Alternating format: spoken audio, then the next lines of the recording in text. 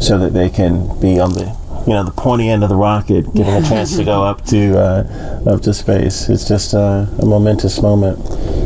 And they're listening to some tunes too, I heard, right, Lauren? Yeah. There are at least 3 songs on their playlist that are super interesting. The first is AC/DC's Back in Black.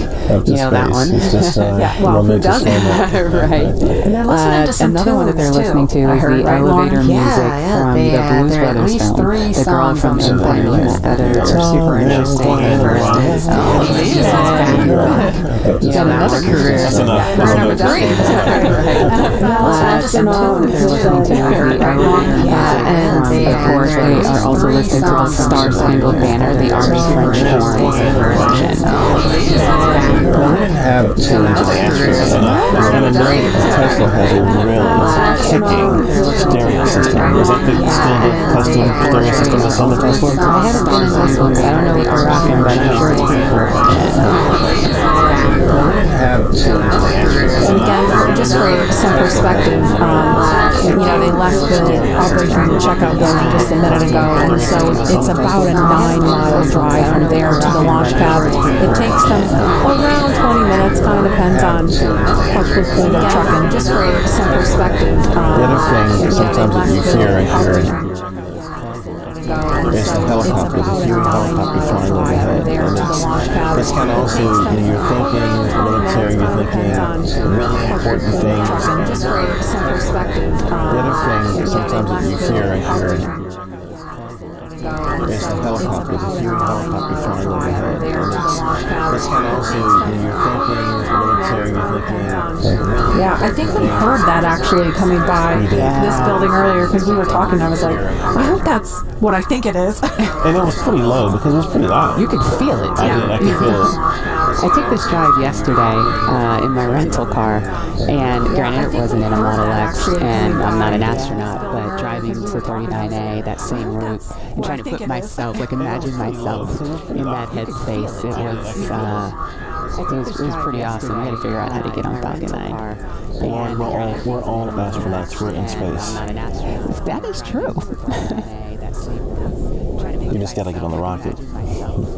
Yeah, well, Leland, there's a big group of people that want you there. I think we should, listen to them.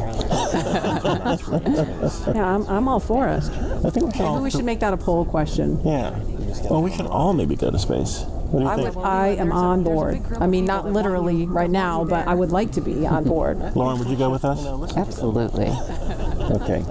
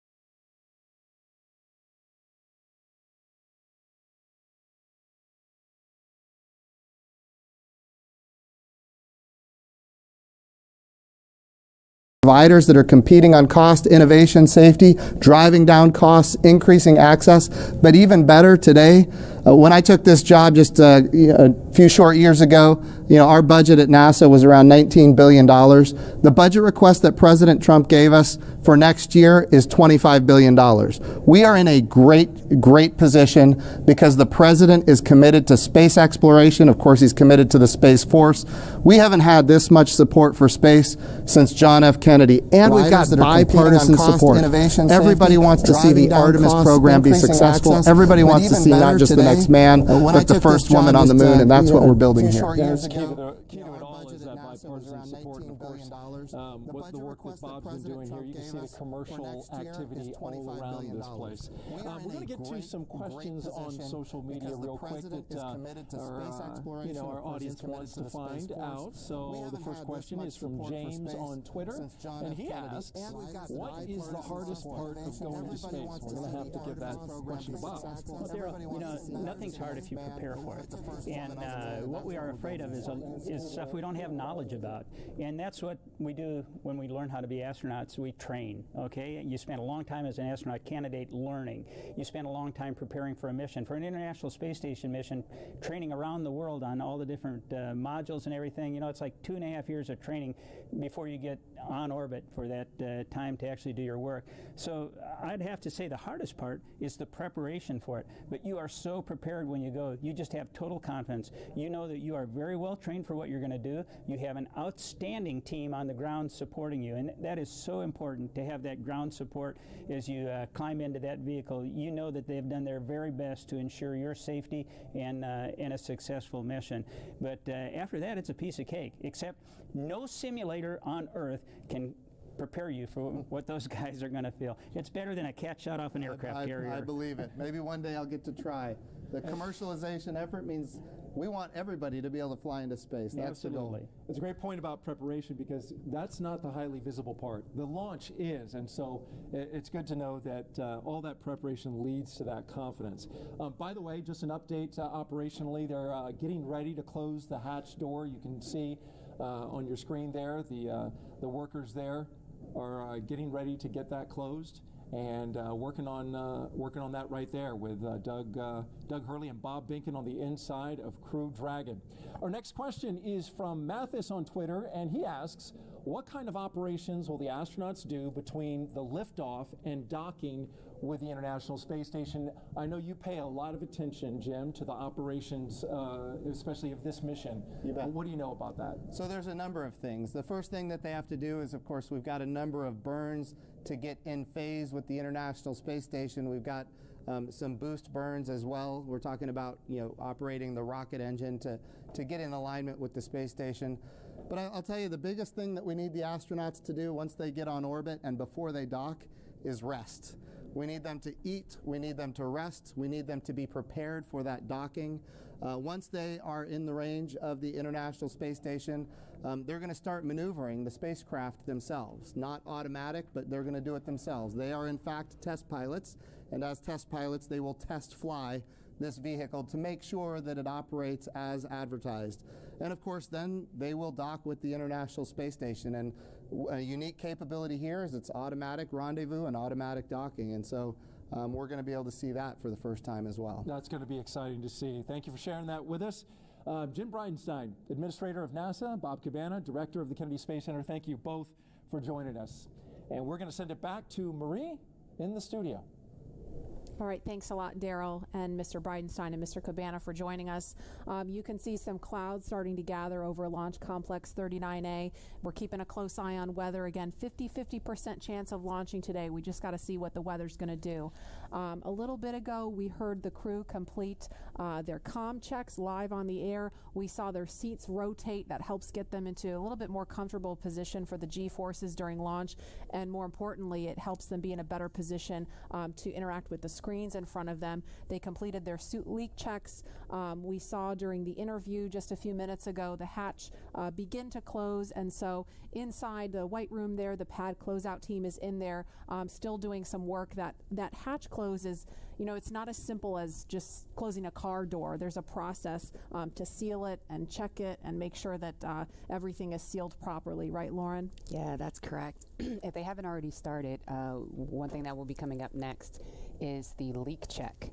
What they'll do is they'll attach a piece of ground support equipment. They don't have it in their hands right now, so it looks like it hasn't started yet. There it is. You can see it there. The closeout member number 5, it's already attached to the side hatch mechanism. And what they'll do is they're essentially checking for the leak rate. And they'll hold pressure there for a few minutes and then track that change in pressure over time to make sure that it's within bounds, making sure that you don't have any issues with those O-rings there that are holding that pressure. And so once they complete that leak check, they will then do what is the called the installation of, or the final installation of the SPEP, or side pressure equalization plug. That's basically a plug that once the capsule splashes down, what you'll do is actually remove that, and what it does is equalizes pressure across the hatch. So once that thing is plugged in, you know that everything is super tight and that you shouldn't have any leaks on orbit. One of the other things that I think is pretty cool about Dragon, you can kind of see them on the edges there are some of the windows. And I know that Dragon started out as it was Cargo Dragon. You have your cargo version, and before you moved on to the Crew Dragon version, but you even had windows on the cargo version. Can you explain kind of why that was? Yeah, the very first Cargo Dragon that we ever launched had a window over the hatch, over the side hatch, and the reason we did that is we've always envisioned Dragon to ultimately be a crewed vehicle. So even in the beginning, for the very first vehicle we ever made, which didn't even really carry much cargo, we put that window there, and it to us symbolizes what Dragon's purpose has been all along. Taking those steps, starting off with the CRS program and resupplying the space station with experiments and food and crew provisions for the astronauts on board, to now putting putting NASA's astronauts in our own vehicle. It's that natural progression to what we were aiming for the whole time. Mm-hmm. And Leland, what's your take on the touchscreen technology? We saw a little bit about that. Obviously, this is a very different kind of look than what we saw during the space shuttle. It's the future. We had our LCD displays, and we had lots of buttons to press, and valves and switches. And I think this new technology will allow us to get through procedures much more much faster, because we had paper flight data file that we're having to turn to different pages and get to things. And I think this will make it much more efficient to go through your malfunctions and your procedures with the touch screens. And I think having the gloves, being able to touch the screens and work within the gloves, everything's kind of sleek and efficient. There's not a lot of wires and things hanging off, and their knee boards, you can see their knee boards on their left knees, and so that's for some extra little notes and things. The hatch is closed now. There's some commentary. We are ready for the post-ingress briefing when you are ready to copy. And we just heard confirmation on the loops that the hatch is closed, so that is a little bit ahead of schedule. We are motivated to go today. We're ready. Go ahead. Okay, on the weather, we still have some rain showers moving through the area, but we do have a reasonable opportunity today, so we are proceeding into the count. We are going to take a look at both pad and ascent track weather at T-minus 1 hour and 30 minutes, and the next decision point will be prior to prop load.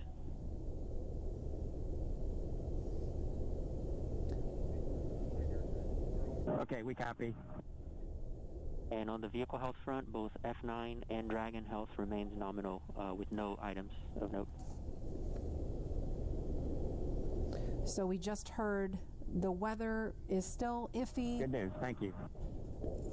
The weather is still iffy. This concludes the post-ingress brief. Report when ready for comm checks with Falcon 9 operators.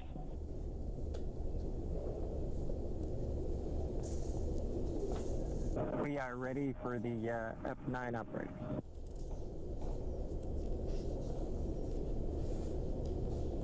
Copy. Expect that shortly.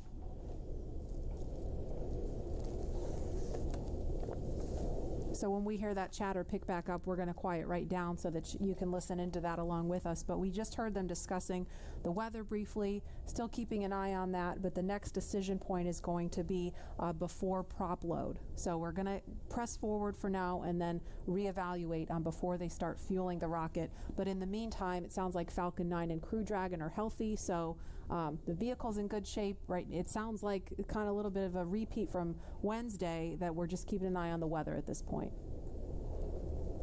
You can see on their left legs, well, in that previous image. Dragon SpaceX comm checks with F9. You can expect it in about 1 to 2 minutes. Dragon's ready. All right, on their left legs there, they have these satchels that are strapped to their legs. Inside are some crew provisions, including these tablets that you see that they have displayed there. You say, Lauren, those are tablets versus just kneeboards that you can write on? Or the tablets are inside. Oh, they're inside, Yes. okay. Okay. And so when would they pull those tablets out to use them? During the mission, while on orbit. Okay. And I don't know if it's coming, if the background noise is coming through over the air, but we hear the rain really picking up outside the studio here. So I'm kind of wondering if Bob and Doug are hearing the sounds of the rain clouds opening up over the pad. It looks like it's still kind of patchy out there. But again, we were following some thunderstorms that look like they may be making their way over here. It kind of looks like it's raining from that view. It's a little bit hard to tell through the haze.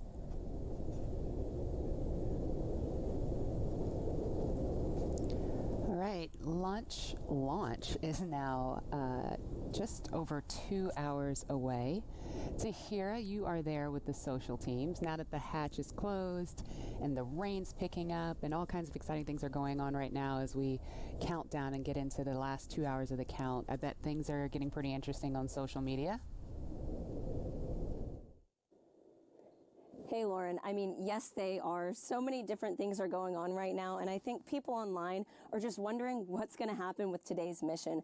I have TweetDeck open right now, and it is just scrolling with the conversation of people around the nation talking about today's launch attempt. We also just checked viewership, and we are now up to 1.4 million people watching this live broadcast, so really hope things look good with weather. And on that note, let's take a look at some of the things being said on Twitter right now.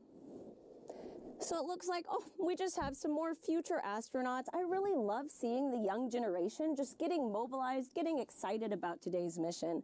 Looks like we've also got some Godspeed and safe travels for both astronauts today. Really do wish them the best of luck on the second attempt. Hope it happens. Some throwback photos, all from people visiting NASA's centers, and also just let's do this. I love this can-do attitude, and I just love seeing that people are still keeping the energy alive for today's launch. So there were obviously some disappointing reactions to Wednesday's scrub, but let's take a look at how people are getting excited for today's attempt. Let's roll.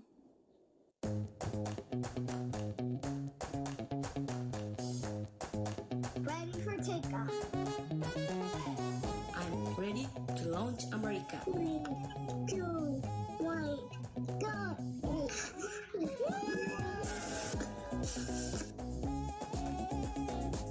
Ready for liftoff? Okay.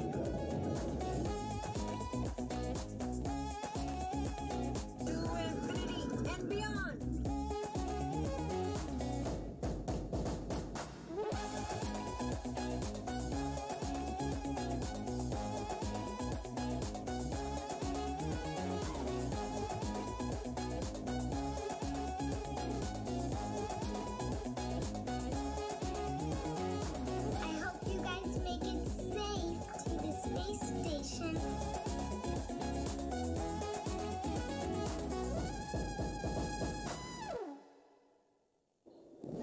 I mean, how fun is that video? I think I will definitely have to attempt the worm after this, but just really glad to see everyone in good spirits leading into today's second launch attempt, and I really hope everybody will have something to smile about. And with that, let's head back to Lauren.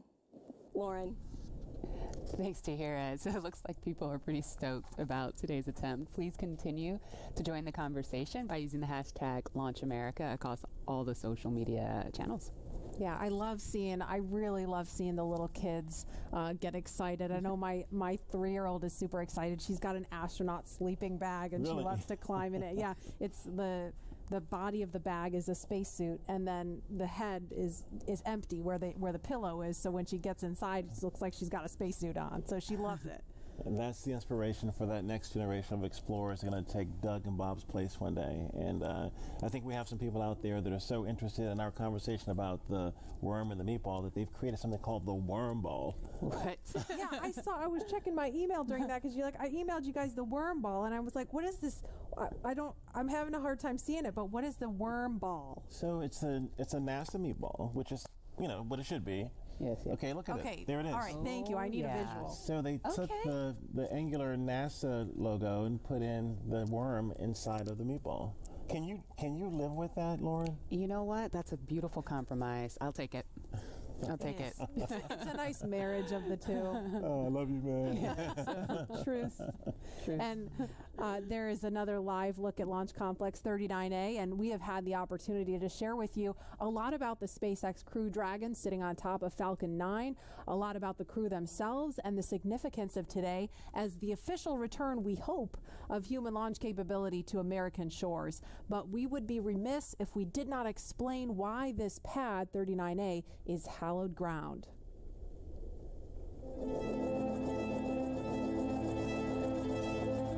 Where go, sink high, where go. Altitude, velocity, light. Many of NASA's storied missions began their daring journey from the exact same spot on Earth. Launch Complex 39A at the Kennedy Space Center. This massive structure of steel and concrete has cradled rockets and guided each on their fiery ascent to space for over 50 years. There can be no launch without a launch pad, and this hallowed ground has a history greater than any other. Having evolved and been reshaped for each new era of spaceflight, it's alive with a heartbeat as strong as the first. Launchpad 39A came to life under the direction of project engineer Harry May as NASA ramped up its efforts to achieve an unprecedented calling. Why, some say the moon. Why choose this as our goal?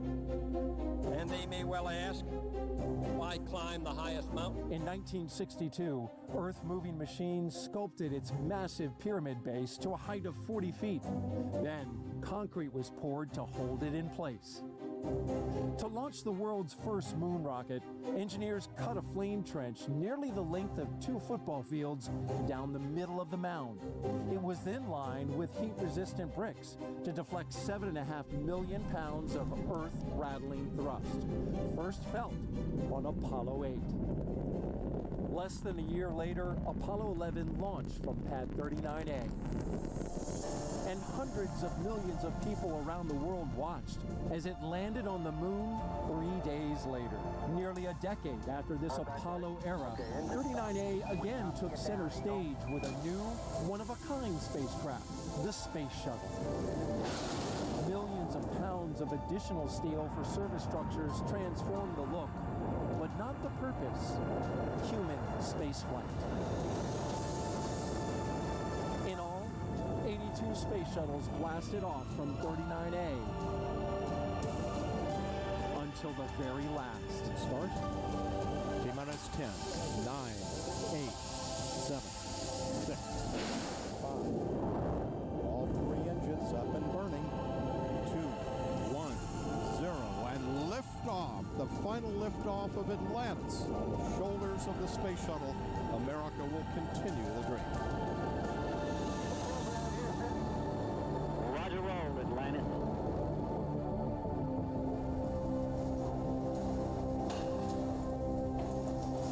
With the fleet retired, demolition crews removed the shuttle-era hardware to clear the way for NASA's monumental decision to lease this historic launch site to the private company SpaceX. Today, it's Its sleek and modern design supports a family of rockets that has advanced the commercial age of American spaceflight. Now, 50 years after it first sent humans to the moon, this historic spaceport stands ready for the next wave of human exploration.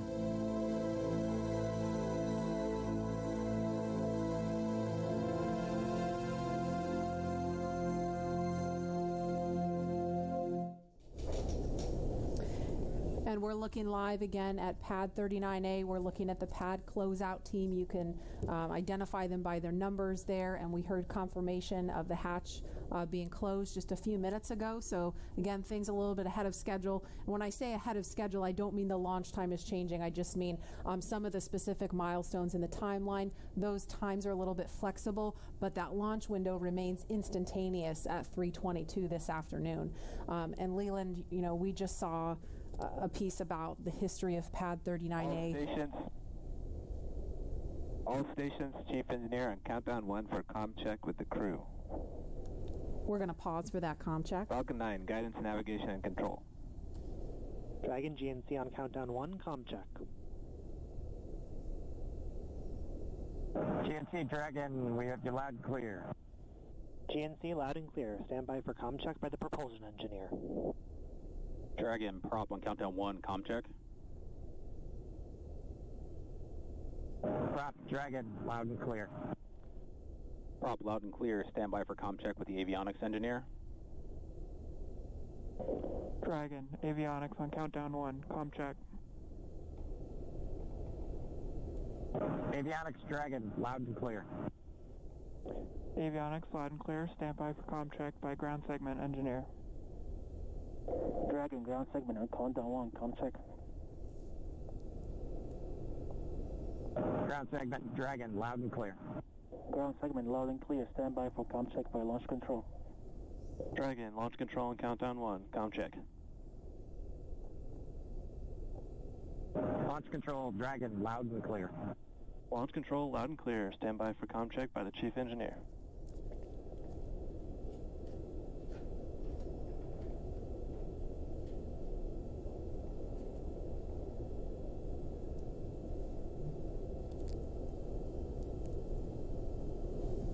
Dragon, Chief Engineer on countdown 1, comm check.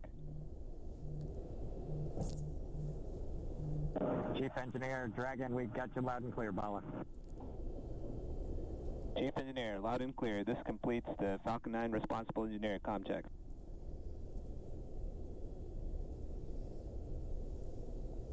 And we just saw a thumbs up from Doug Hurley. We listened to a series of comms checks there, and so everything. Chief Engineer on Dragon to ground. Loud and clear on Dragon to ground. Loud and clear. Well, good luck, and let's see if the rain clears up. That sentiment is shared by all here. Do it. Copy that.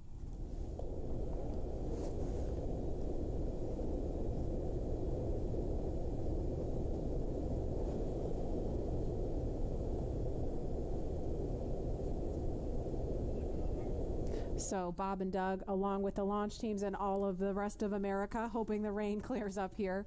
But as far as comms checks go, everything sounded pretty normal, pretty nominal there. So we're just waiting on the weather to clear up. But again, there's a live look at Launch Complex 39A, the site of 82 space shuttle missions where they began, and of course Apollo, the first mission to the moon, Apollo 11 lifted off from 39A. And Leland, you were just 5 years old when that happened. Take us back there. Marie and Lauren, I was 5, and I was the antenna engineer during the broadcast. I was the kid standing behind the black and white Sylvania television holding the rabbit ears, and my dad said, move to the left, move to the right. And I was trying to look around the television to see what was going on, but they said, no, don't move, stay there. So I never actually saw the actual landing on the moon, Neil and Buzz walking on the moon. And the next day, all the my friends in my community were like, yeah, you want to be an astronaut? We just had this momentous thing. I said, no. I didn't see it. I want to be Arthur Ashe, because Arthur Ashe trained 5 blocks down the street from where I grew up. And my dad talked about his excellence, his perseverance, his athleticism. And so it wasn't until I got to NASA, working as an engineer at NASA Langley, that a friend of mine said, "You'd be a great astronaut." And I just laughed at him. And I didn't fill the application out, but another friend of mine got in, Charlie Camarda. And I said, if he can become an astronaut, I can become one. So I applied the next year and I got in the 1998 class. And I think about this, again, storied legacy, Pad 39A. I was there in 2008 and 2009, Space Shuttle Atlantis, the last one that came in with Doug and the rest of the crew. And it's just an amazing time to see this new era with Lauren, with your SpaceX Crew Dragon about to take off. I never heard that story. I've got a million stories. A million stories. Wow. And it's so cool that, you know, you do have a lot of these kids that are watching today who have never seen a flight, a human space flight from KSC before. And this is their first time. And I'm trying to remember back, you know, I grew up in the shuttle era, and I grew up in Los Angeles, and I remember sometimes when the shuttle would land at Edwards Air Force Base, you'd hear those sonic booms. Double sonic boom. You hear the double sonic booms in school, and we all just knew, oh, that's the space shuttle. It was just a thing. We just knew about that. And it did make me sad that there's like an entire generation of kids who didn't grow up with that experience. And I'm just so proud that, you know, today, hopefully, we get to provide that for kids and hopefully have more and more of these launches to the point where it becomes routine. Hopefully never boring, but routine.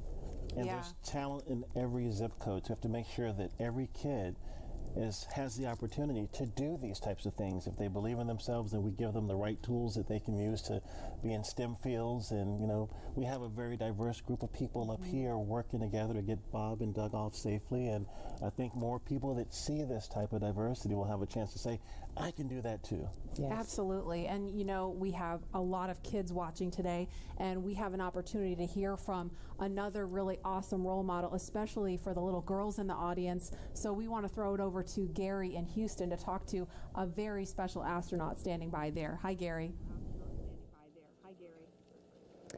Hi, Marie. I have the distinct pleasure of being joined by one of NASA's record-setting astronauts and a recent resident aboard the space station, Christina Cook. Christina, thank you for joining us. It's great to be with you today.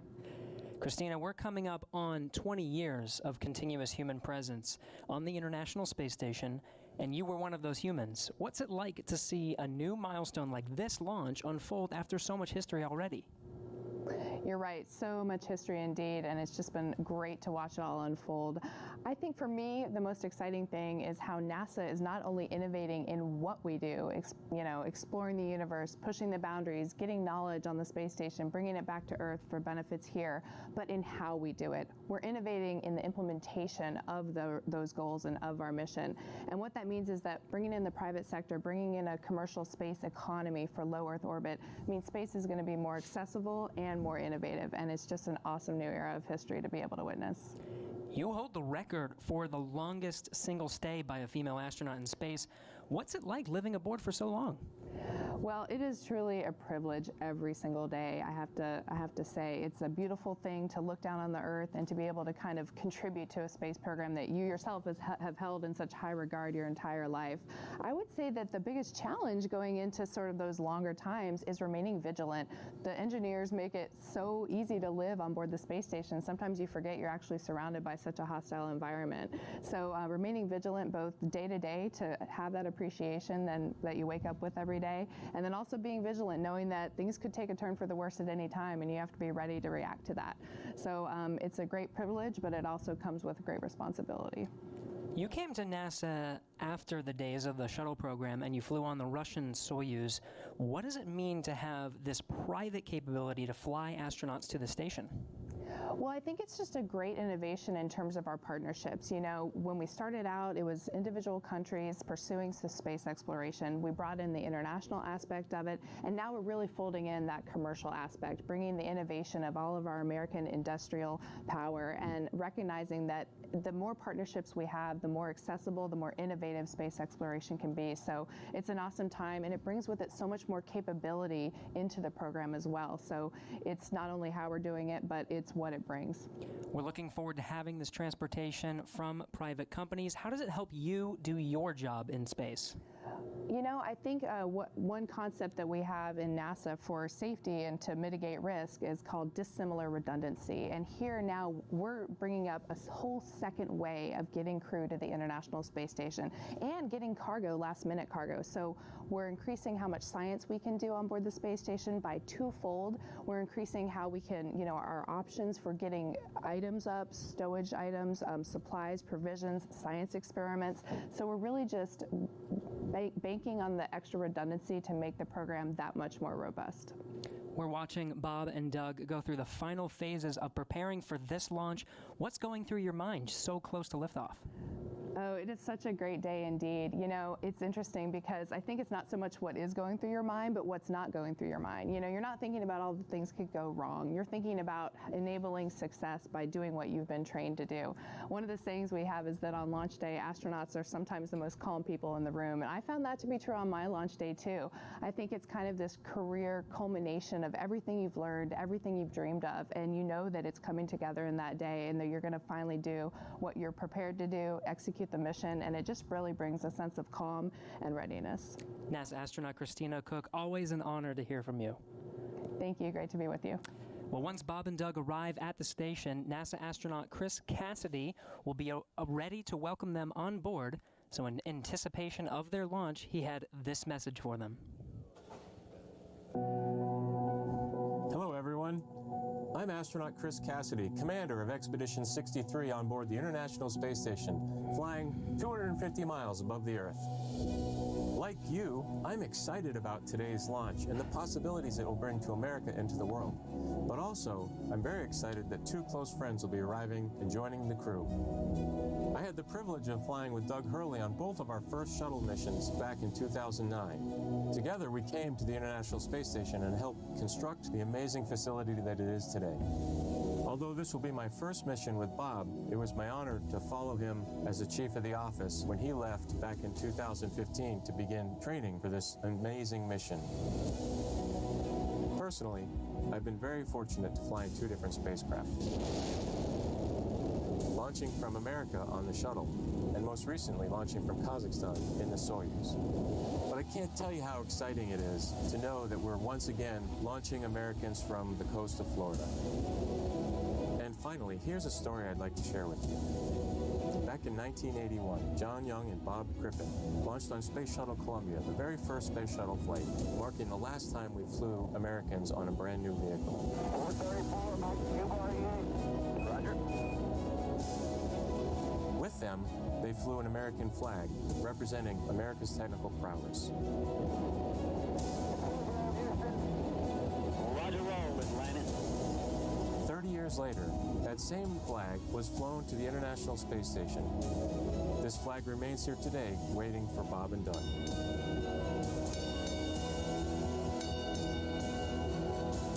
Our flag means so many things to our country, and this small piece of America represents what we'll be able to achieve together.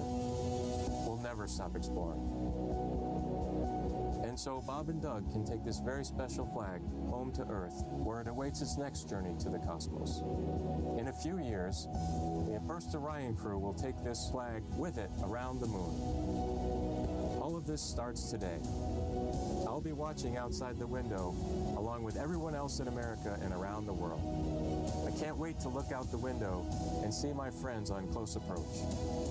Go Falcon 9, go Dragon, and go Bob and Doug. I'll see you soon. And there again is a live look at Launch Complex 39A at Kennedy Space Center in Florida, where we are T-minus 1 hour, 41 minutes, 58 seconds and counting from liftoff of the Falcon 9 rocket carrying Crew Dragon with astronauts Bob Behnken and Doug Hurley strapped inside. We can see some raindrops on the screen there.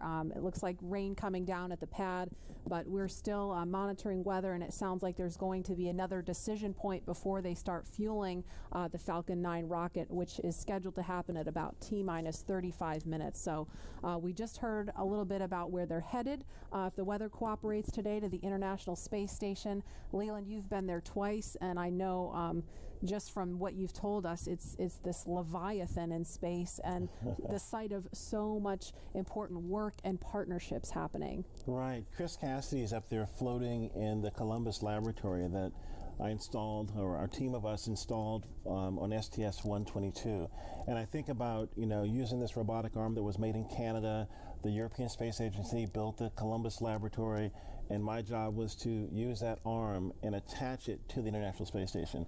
And as it was getting closer and closer, the motion just stopped. And I'm like, what is going on? And there are 4 ready-to-latch indicators that have a very slight spring force that I was moving so slowly with the hand controller, the translational hand controller, that spring force stalled out the motion. And Peggy Whitson was behind me, and she said, Leland, there's some commentary. Weather update, I think. Go ahead, Zach. Hey, Doug, we're still waiting for a weather update expected at 18 Zulu. Therefore, the next assessment will be closer to the propellant load time. We are currently no-go on launch weather, but we are showing an expected clear of 1830 Zulu. Okay, copy all. Thanks for the update.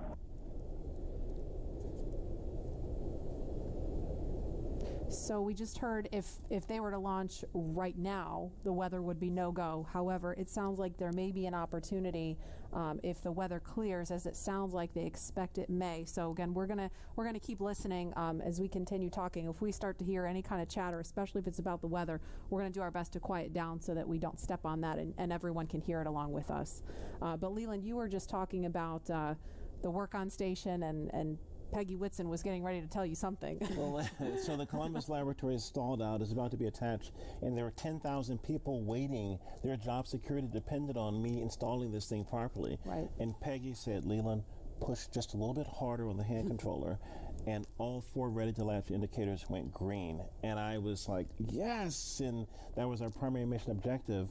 But that paled in comparison to what happened next. Peggy invited us over to dinner in the Russian segment, and we had this meal with people from all over the world, Russian, German, French, African American, Asian American, this diversity that we talked about earlier, were up there breaking bread at 17,500 miles per hour while listening to Sade's Smooth Operator.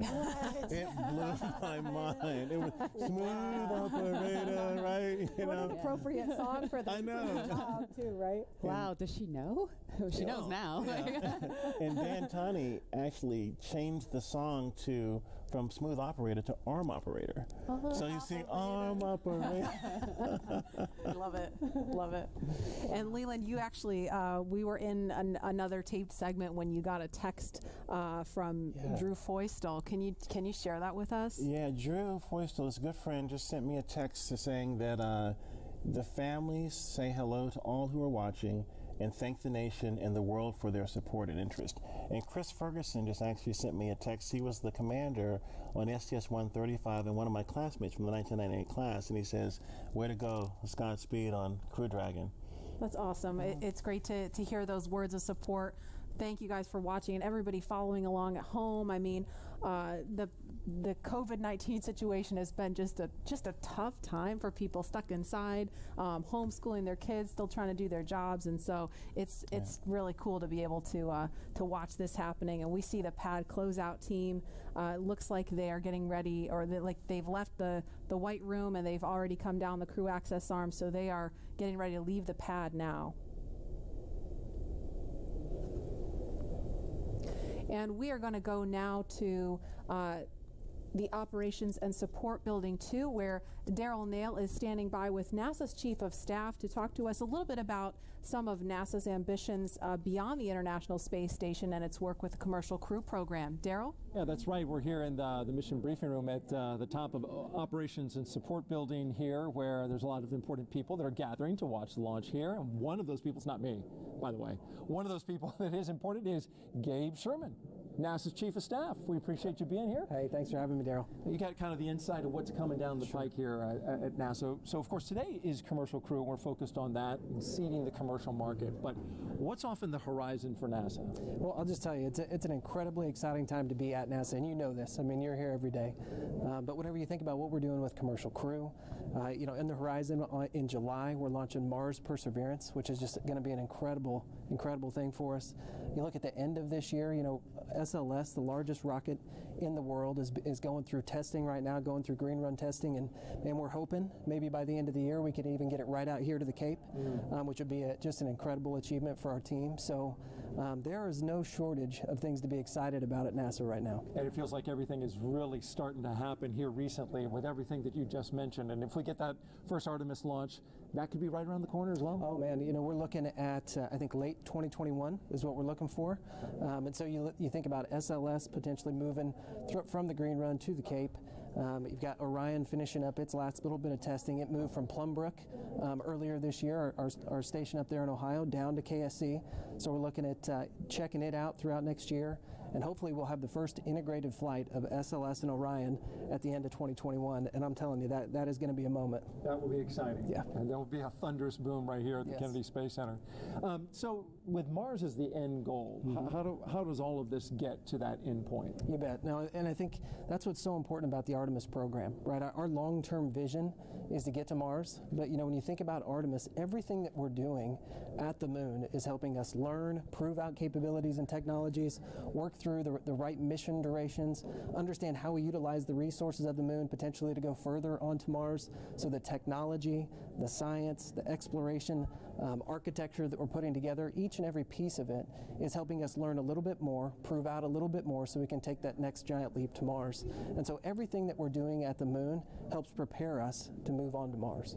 How about the activity in low Earth orbit, like Commercial Crew, which is happening today? How does that help us for missions to the moon? Yeah, I think anytime you're launching humans, you're learning, right? And you're taking what you've learned and you're moving it forward to the next mission. But I think it's really about the business case. If you think about what Commercial Crew is, it's NASA moving from owning and operating hardware to buying a service, right? And if you remember just a few weeks ago, we awarded 3 contracts on the human landing system to commercial companies.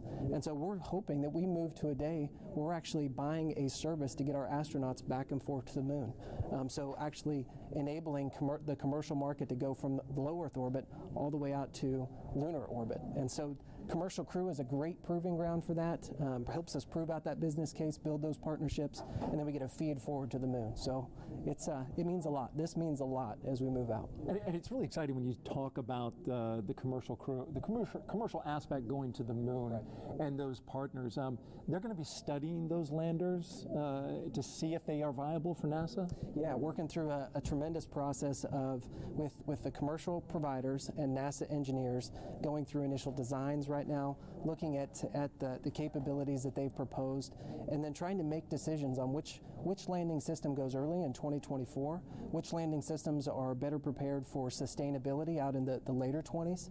And so that is going to be an ongoing process throughout this year and moving into next.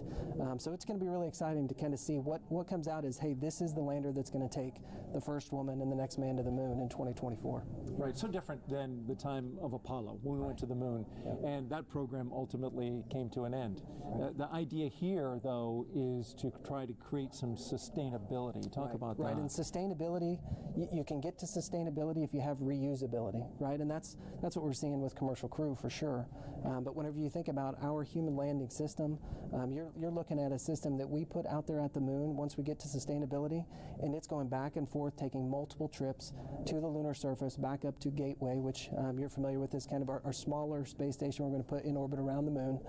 So we are building an architecture that is going to enable reusability at the moon. Apollo never had that. And so whenever you think about driving down cost and increasing access, reusability, sustainability are critical. So you get to see everything from a very high level at NASA. What's it like for you personally, I'm curious, to be here at the Kennedy Space Center to watch a launch and to just see this amazing facility where all of this activity happens? Yeah, I think sometimes people think since I work at NASA, I'm around this stuff all the time. I'm not, right? I don't get to come down here nearly as often as I'd like. So it's just as exciting for me as it is for anybody else in this room. When you think about all the hard work that our team has put in to get us to this day, to actually come down and be a part of it with them, is it's just overwhelming and incredible. So we're just a little bit excited. All right, Gabe Sherman, NASA's Chief of Staff. We appreciate you joining us today and enjoy the launch. I certainly know you will if we were able to get that one off. We're going to toss this back now to Hawthorne, California. us now is SpaceX's Lars Blackmore to discuss SpaceX's future ambitions to visit the moon and Mars. Thanks for joining us again today for a second round. You're welcome. Could you tell us just a little bit about your background and what you do here at SpaceX? Yeah, well, I'm in charge of entry and landing for Starship, which is SpaceX's next rocket after Falcon 9. And before that, I worked for many years on the same thing for Falcon. So hopefully today you'll see another one of those landings on a drone ship. Awesome. And speaking of that, what role does reusability play in getting people to the moon and Mars in the future? Well, it's really all about making human spaceflight affordable. And what you want for that is a 100% reusable rocket. Now, Falcon is only partially reusable, but Starship is going to be 100% reusable. And we've actually already started working with NASA on using Starship to send astronauts to the surface of the moon for the first time since 1972. Not only that, Starship will be refuelable on orbit, and the combination of those two things will let us send people basically anywhere in the solar system with more payload for less money than I think people have really been contemplating. I think for the first time we can seriously talk about things like lunar bases, or what SpaceX cares about most, a self-sustaining civilization on Mars. Right. So what you're saying is I will have an opportunity soon to get on board one of those spaceships. I very much hope so. Yeah. So speaking of reusability and landing, I know you mentioned Starship will be refuelable in orbit, but Falcon does come back and land back on Earth. What are the challenges with actually landing on the moon and landing on a planet like Mars? Yeah, well, you can't land like a plane because the moon and the Mars either have no atmosphere or have a very thin atmosphere, and even if you could, there's no runway that someone's built for you. So that's one of the reasons that we do propulsive landing on Falcon, because we want to figure out how to do propulsive landing. That fundamental architecture works on basically any planet. If you have no atmosphere like the moon, you do a propulsive landing burn all the way. If you have a thick atmosphere like Earth, you let the atmosphere slow you down as you float down, then do a short landing burn at the end. And for Mars, which has an atmosphere but a very thin one, you do something in between the two. Wow, yeah, that sounds really difficult, and I'm sure there's been a lot of effort put into that. Can you tell us anything about what we're working on now to get us to a point where we can do a landing like that in such a harsh environment? Yeah, so figuring out propulsive landing is really the key part of it, but what people may not realize is that every time we bring Falcon back, we do something called an entry burn. So just before we hit the atmosphere, we light the engines to slow the rocket down.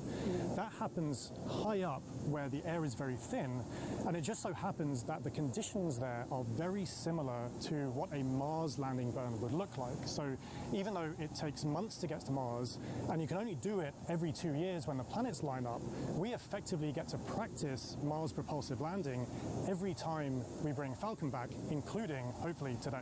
Wow.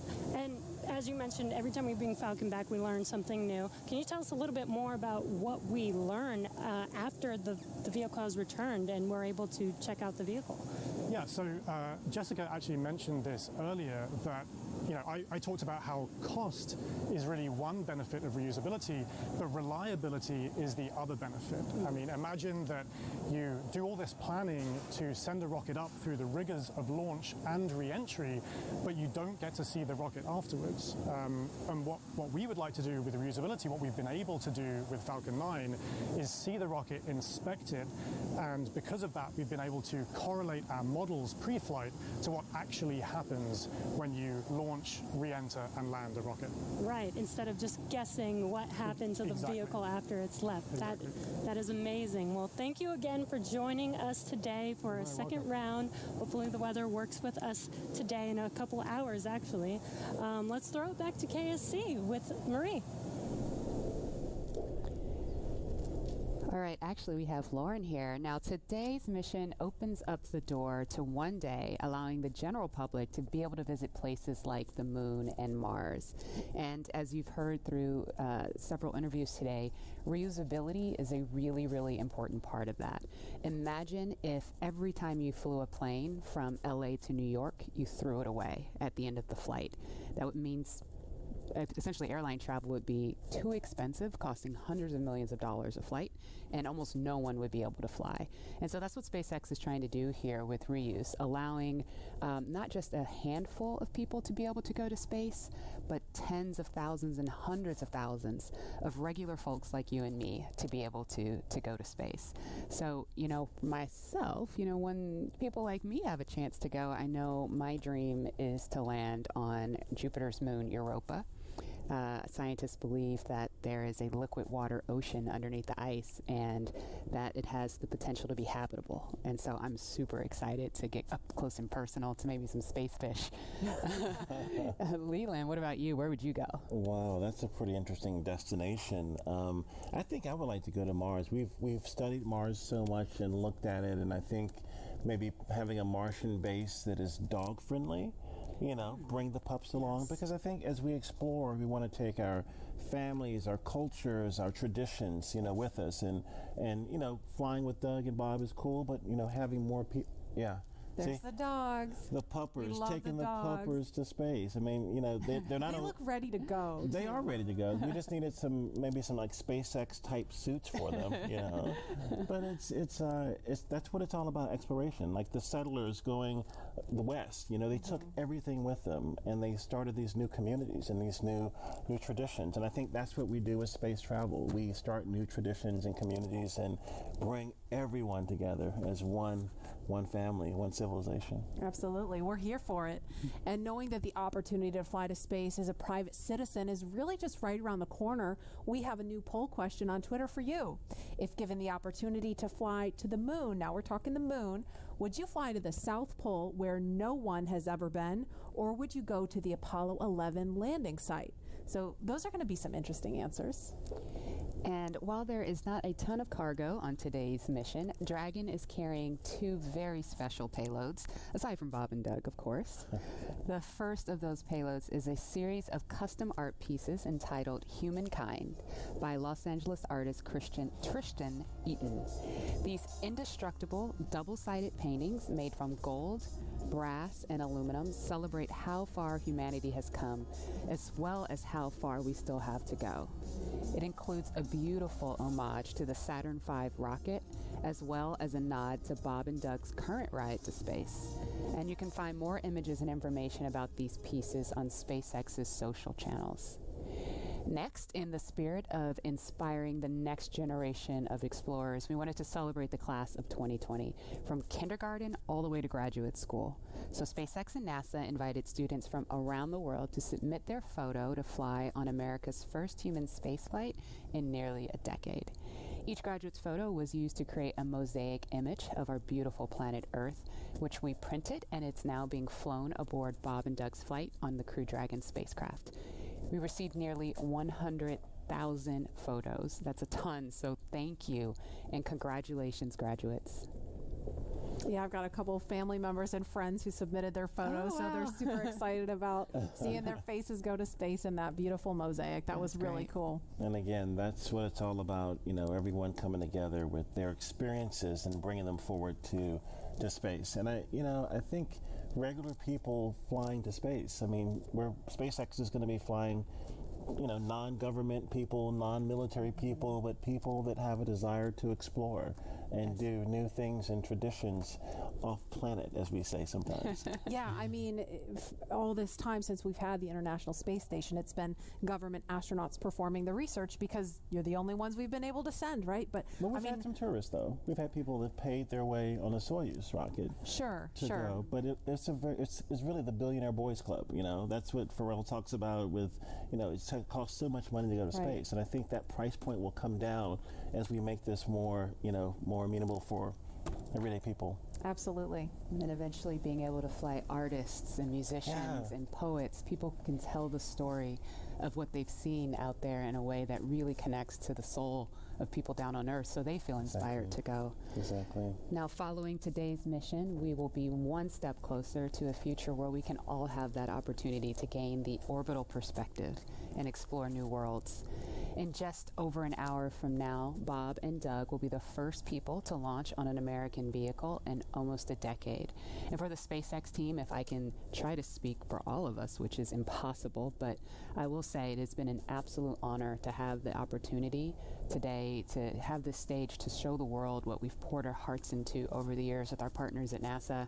And it's just deeply humbling to know that the agency and that Bob and Doug have entrusted us with this critical mission. The responsibility that's on our shoulders is huge, and we're just so grateful to be here today. Absolutely, and I know that our NASA teams really share in that sentiment. We heard from just a handful of them earlier when Bob and Doug were riding out to the launch pad. But there's so many people that we're probably never going to see or hear from on the public stage, but that have poured their hearts and souls, as you said, into this mission. All the engineers up late hours, checking, double checking, triple checking everything to troubleshoot and solve problems and get us to this point. So it's just really awesome that we've made it to this point. When you think about legacy, Katherine Johnson, who helped get John Glenn to space, her daughters are watching right now. And that legacy going forward to the future of space travel is powerful. Wow. And we heard from two icons of science and exploration on Wednesday, and we couldn't resist sharing these shout outs with you one more time. Wow, we're making history again. The NASA program. I'm there with you guys in spirit. Bob, Doug, good luck. I know you'll be fine. I'll be watching and got everything crossed, arms, legs. I'm tied in a knot. Can't wait for you to get back safely. This is the first time a U.S.-built rocket has taken people into space in 9 years. It's quite an accomplishment. So for us at the Planetary Society, more rockets means more exploration. More people in space means more exploration. More countries involved in the endeavor of spaceflight means more exploration. This is how we know the cosmos and our place within it. So congratulations, SpaceX. Here's wishing your team, and the crew especially, a safe journey and the joy of discovery. Let's go. So great to hear from William Shatner and Bill Nye, two very recognizable faces following along on the mission. Yeah. And we want to go over to Dan and Jesse in Hawthorne, where we are now just 1 hour and 18 minutes from launch. Dan, Jesse? Hey, thanks, Murray. Yeah, 1 hour, 18 minutes. I think we're tying ourselves in knots, just like Captain Kirk. We're really hoping the weather cooperates. In about 20 minutes or so, we might clear, so we're getting hopeful. We're getting our hopes up. Yes. Very excited. Again, we're T-minus 1 hour and 18 minutes from launch, and the anticipation is real over here.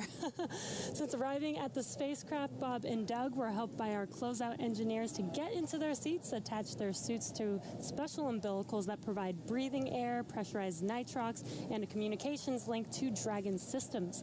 They conducted leak checks, which were successful, and communications checks with the Corps here in Hawthorne, which is the person who will speak to them directly throughout the mission, as well as the launch director in Florida.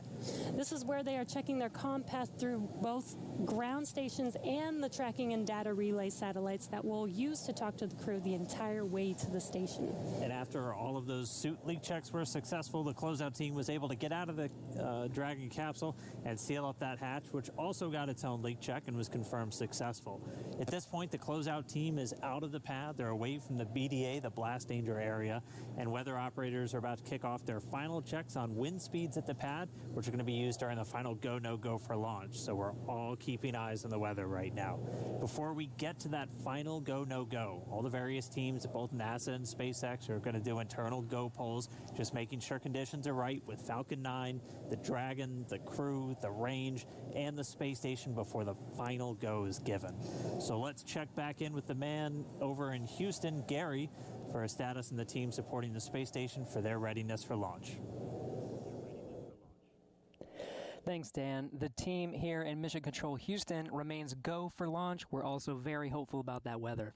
All systems on board the station that are required to be healthy for this mission are continuing to look good. Chris Cassidy is wrapping up his workday, and we'll be watching Bob and Doug launch here in just under an hour. So station power and communication systems are normal. Computers and networks used for monitoring Dragon's approach have been checked out, and the cabins and the station cabin's atmosphere and pressure are as expected and ready to welcome 2 new crew members aboard. Mission Control will be closely monitoring Bob and Doug's flight and checking off milestones for most of the flight, and this very same team will be coming back tomorrow to be ready when Dragon gets in range of the International Space Station and we begin integrated operations and prepare for Dragon's docking. So I'll send it back. International Space Station team here is ready for launch. Go Falcon 9, go Dragon, and Godspeed to Bob and Doug.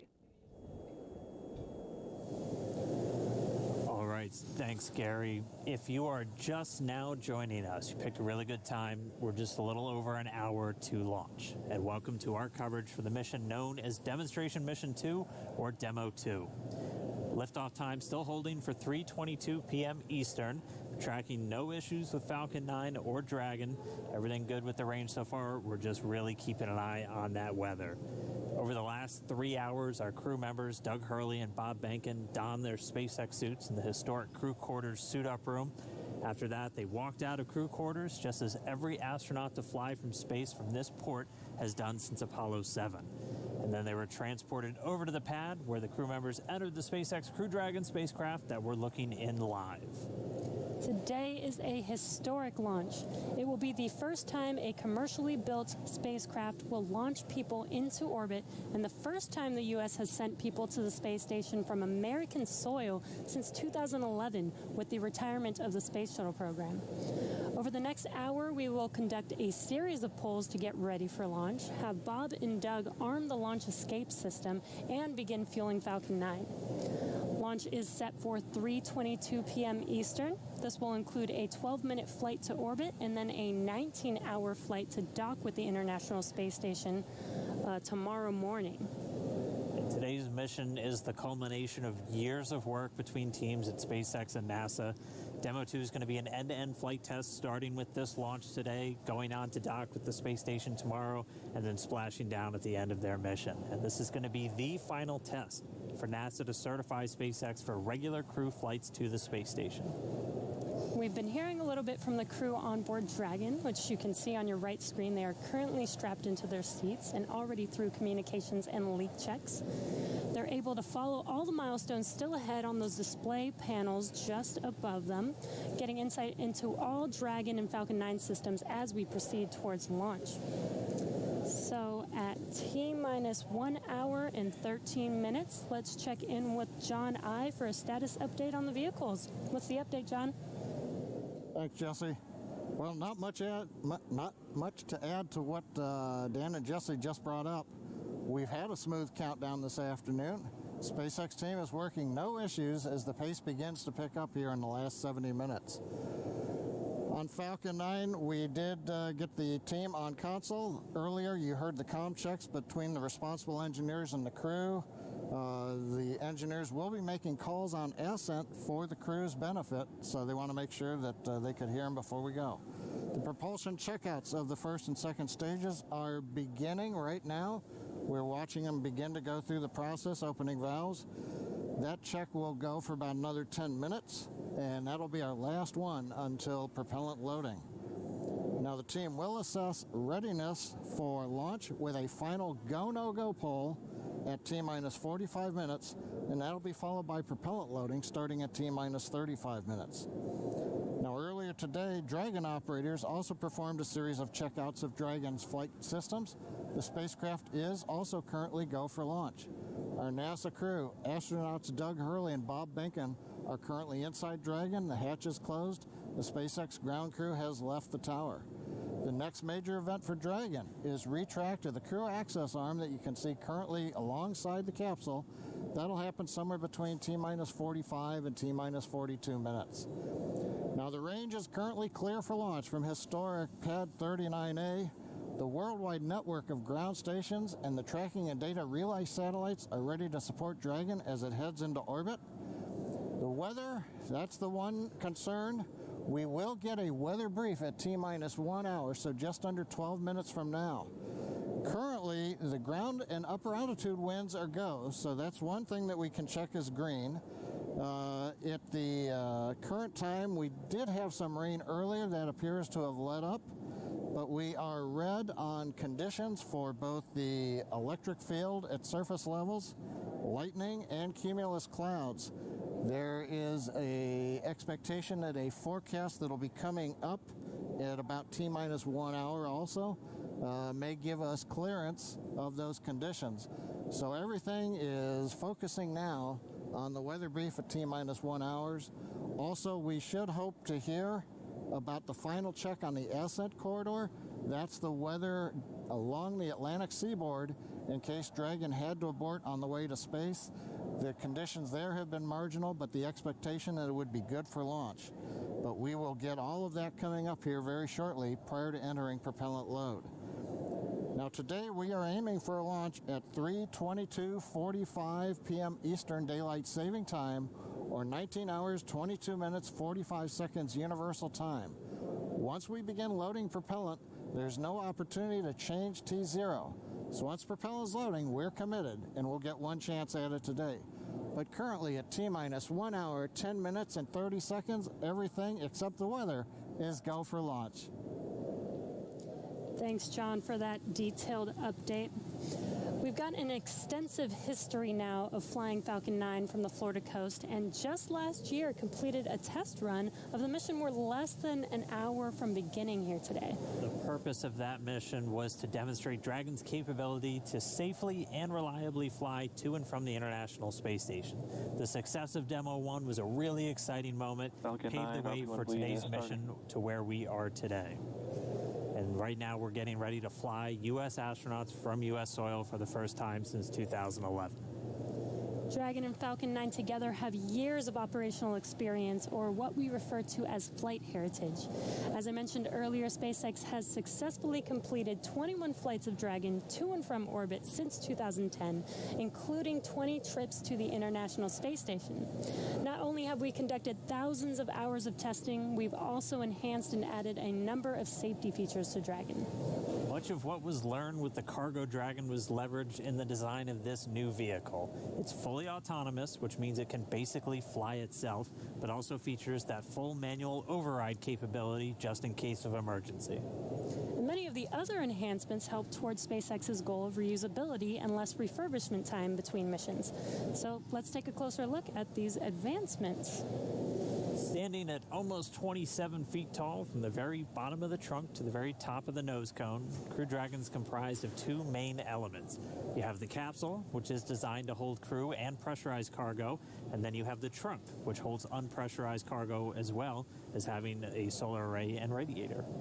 And the nose cone at the top of the capsule protects the docking system as well as the guidance navigation control system, or what we call GNC.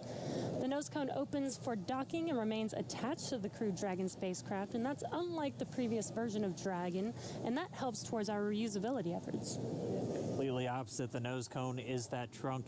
It has attachment points for Falcon 9, the Dragon capsule, and it can hold cargo. On the very outside of the trunk, one half of it contains a radiator that rejects heat from the active thermal control system into space. That's the white part, and that uses SpaceX's new picotiling technology. The other half contains the solar cells used to charge the spacecraft's batteries. And though we only have 2 astronauts on board today, the spacecraft is actually designed to accommodate up to 7 crew members with modular seats that can be removed and replaced by additional cargo. The seats are made of carbon fiber and are custom sized for any crew member flying on board. The control panel centered right between the pilot and the commander seats and has those 3 touchscreen displays that gives the crew insight into Dragon and even the ability to operate the vehicle and fly it manually. And finally, our Super Draco launch escape system is a key safety feature of Crew Dragon, giving the crew the ability to safely escape from the time of launch all the way to orbit. And as we look to the future beyond this test flight later this year, the first operational crewed mission for NASA will take place. NASA astronauts Mike Hopkins. Try to review your launch commit criteria and indicate readiness at the appropriate time. Step 5469 for propellant load and launch. That's a good sign. That was the launch director. We're getting ready to pull the teams as we move towards that go, no-go for propellant loading, which happens at about 45 minutes before launch. But back to our Crew 1 mission, NASA astronauts Mike Hopkins, Victor Glover, and Shanna Walker, and Suichi Noguchi of the Japan Aerospace Exploration Agency, or JAXA, were chosen to support this mission. And again, it's called Crew 1. But today, Doug Hurley is the spacecraft commander for this mission. He previously flew on 2 space shuttle missions as the pilot on STS-127 and STS-135, which was the final space shuttle flight. Here's a closer look at Doug Hurley. Excited? Very excited. Yeah, very excited. You feel ready? Still pumped? Oh yeah, I think we're ready. I think we're certainly ready. Joining the SpaceX Demo 2 test. He is a Marine Corps colonel and test pilot. He was selected as an astronaut in 2000. He piloted Space Shuttle Endeavour and Atlantis for STS-135, the final space shuttle mission. Introducing NASA astronaut Doug Hurley.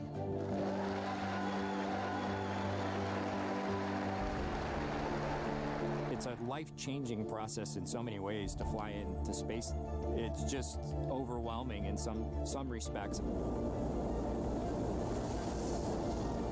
Just the sensations, the rumbling, the shaking, the acceleration. My name is Doug Hurley, and I'm the spacecraft commander for the Demo 2 mission to the International Space Station.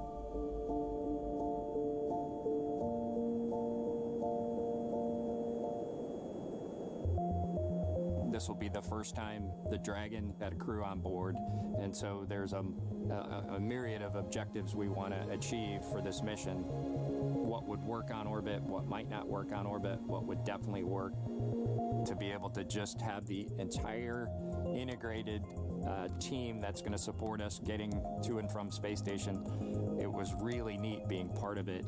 You know, we are the lucky ones that get to fly it, but we certainly not for 1 second take for granted the amount of effort that so many other people had to put into this to make it successful. For Doug personally, he's worked so hard, I mean, through his entire life, to get to where we are right now. As a test pilot, this would be the dream to fly a new vehicle. So it makes me so happy to see that he gets to be part of this mission, the spacecraft commander. I'm just glad to see his hard work and his dream has come true for that. It's been a long road in a lot of ways for not only us, but certainly for all the folks that work in the commercial crew program, as well as SpaceX in our case, just working to get to this point.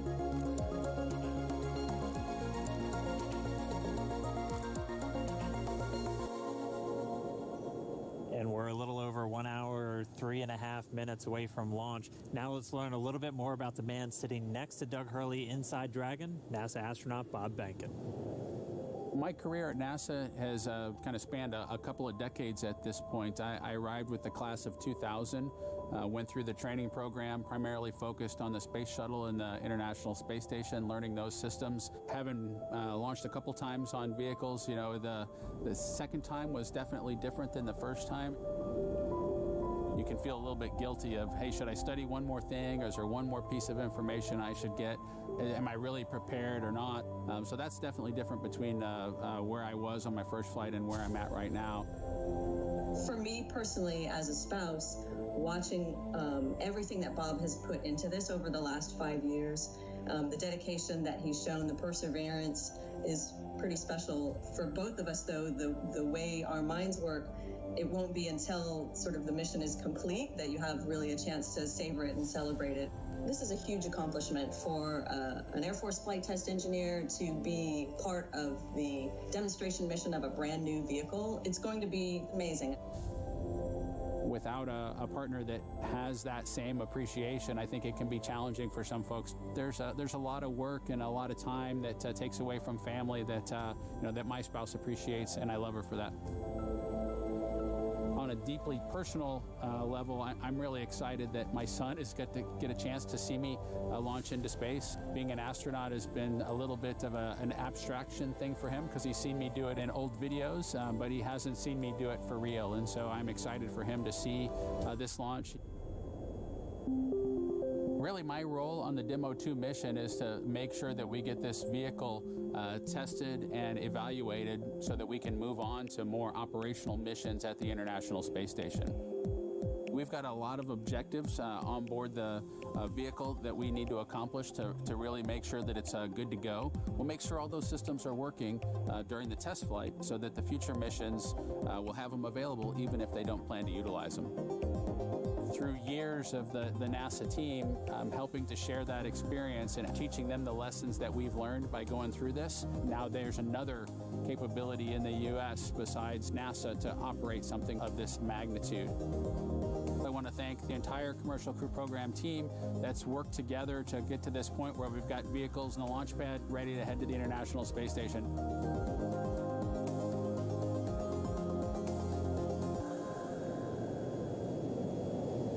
If we look even further into the not-so-distant future, flying on a mission to space will be an option for more people as SpaceX plans to also fly private astronauts on board Dragon.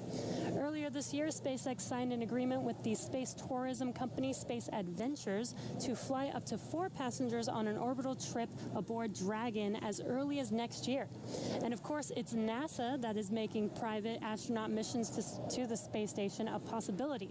We are looking forward to these missions, and we hope that you guys are all too. All right, we are just 20 seconds away from T-minus 1 hour.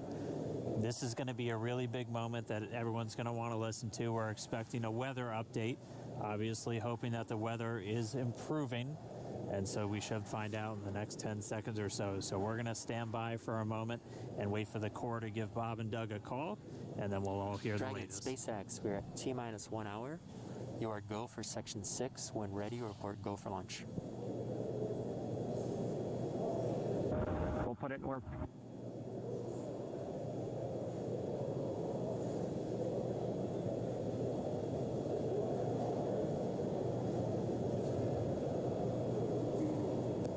And that right there was a call for the crew to refer to some of their procedures. They do some final checks. You can see them checking harnesses, checking helmets, just making sure that they're strapped in and ready to go. And once they're done with that, the crew will report their readiness for launch.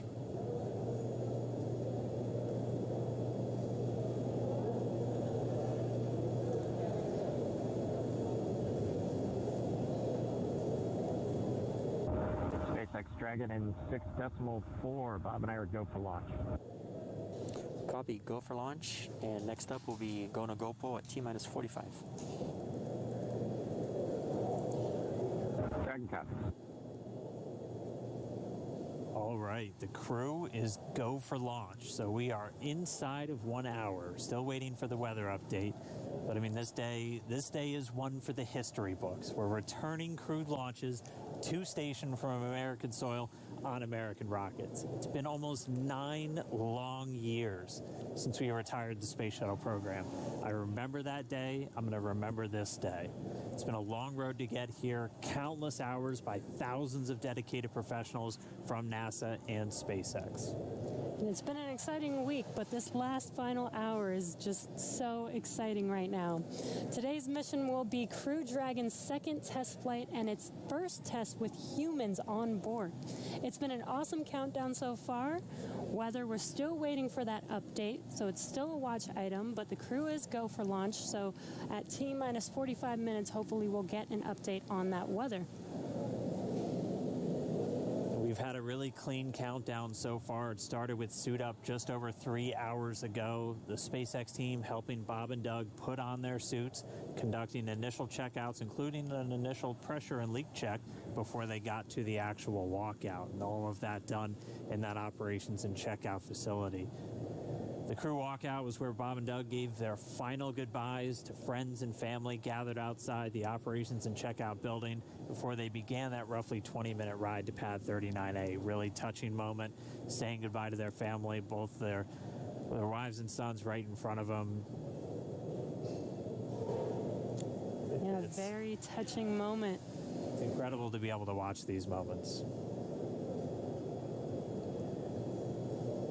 And as they got into their Teslas, we got to watch them ride all the way to the pad, and we got some great footage there. And as you can see on your screen, this is some playback from earlier of them getting into those Teslas, about to make that drive down to the pad.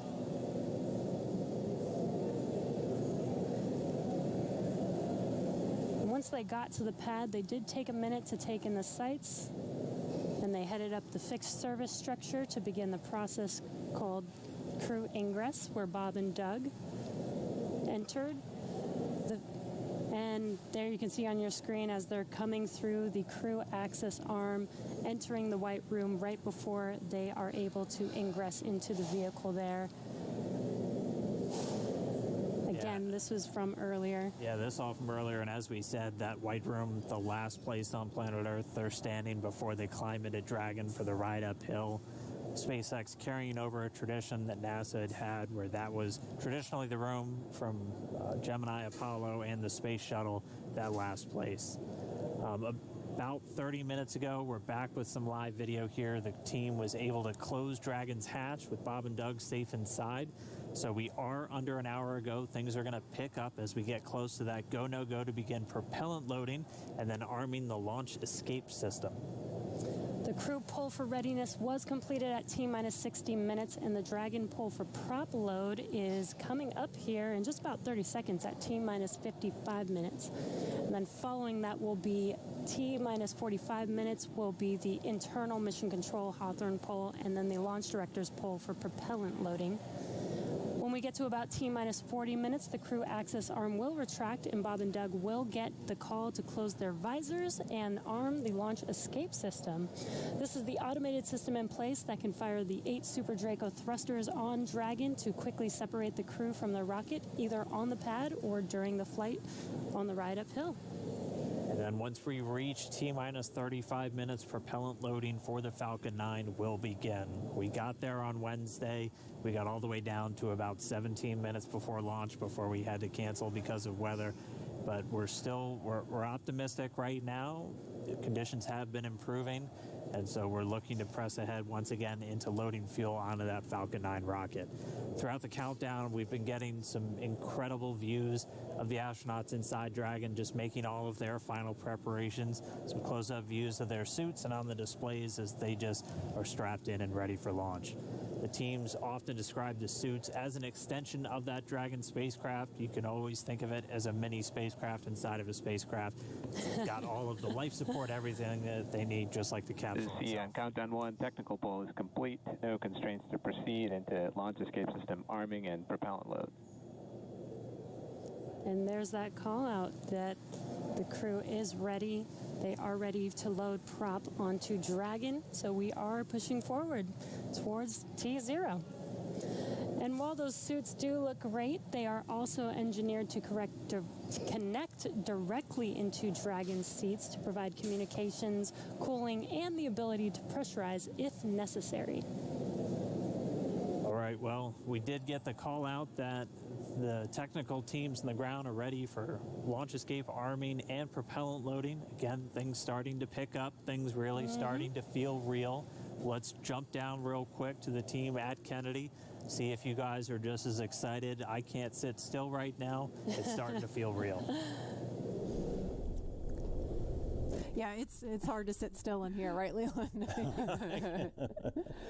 That rocket fuel going through my veins still. I know. It's so awesome when we see them sitting there in their suits. We're less than an hour away now. So far, things look like we might make it. We might make it.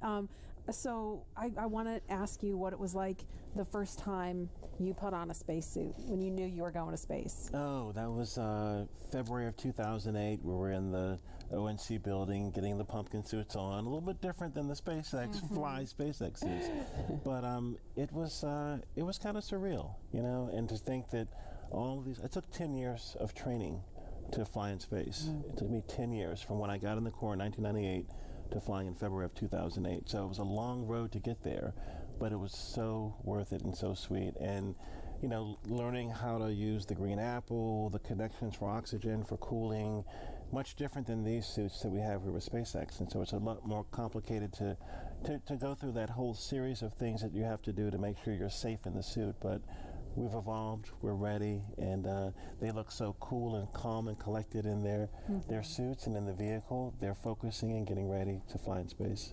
And there's so much excitement around the center. I know, Leland, you've been getting some messages. You got another message from another astronaut. Yeah, Sunny Williams. Okay, so Sunny, Lauren, kind of the best. She's a commercial crew also. She was one of the original cadre. She was one of the original 4 who trained with Bob and Doug from the beginning of the commercial crew program. And she's one of my classmates. Look at her there. What is she wearing? She is. Hey, Sunny. The meatball. I forgive you, Sunny. No, she had the worm one on Wednesday, so she wore the meatball today. So she's the best.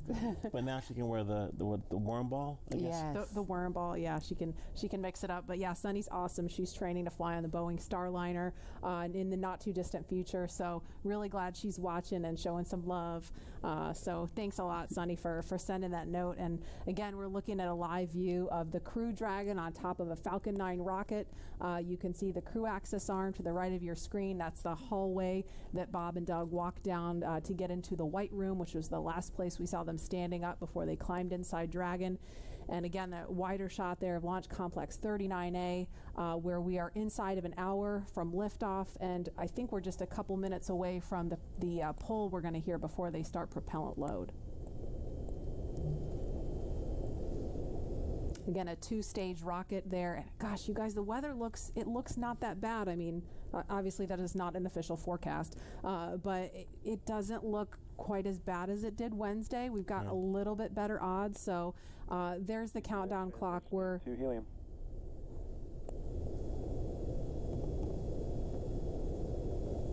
We're going to pause to listen to that comm.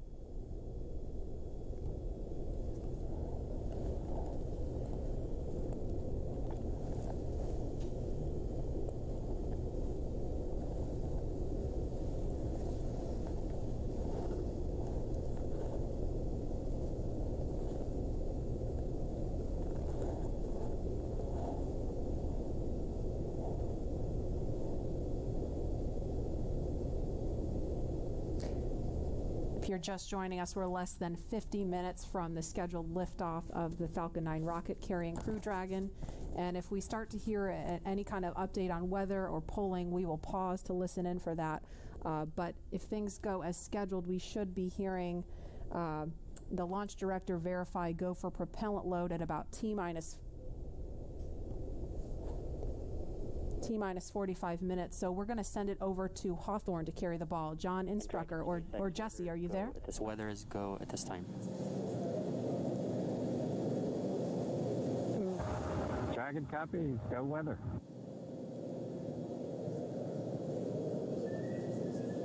And there you heard that call out. So far we have good weather. We are go for launch today. This is getting really exciting. I don't know about you, Dan, but my heart is beating pretty fast right now. Yeah, we've been waiting for those words since Wednesday. And we did hear a call to the crew, just in case you missed it, that they were only tracking one final weather constraint. It was the cumulus cloud rule. They were expecting it to clear up within 10 minutes, and it's cleared up now. So we are currently go on weather. Yes, and it's been pretty incredible to be so close to launch, and the road leading up to this point has been pretty incredible as well. It has been. It's been a partnership between NASA and SpaceX. We've been working together since SpaceX started flying cargo to the International Space Station, now getting ready to launch crew.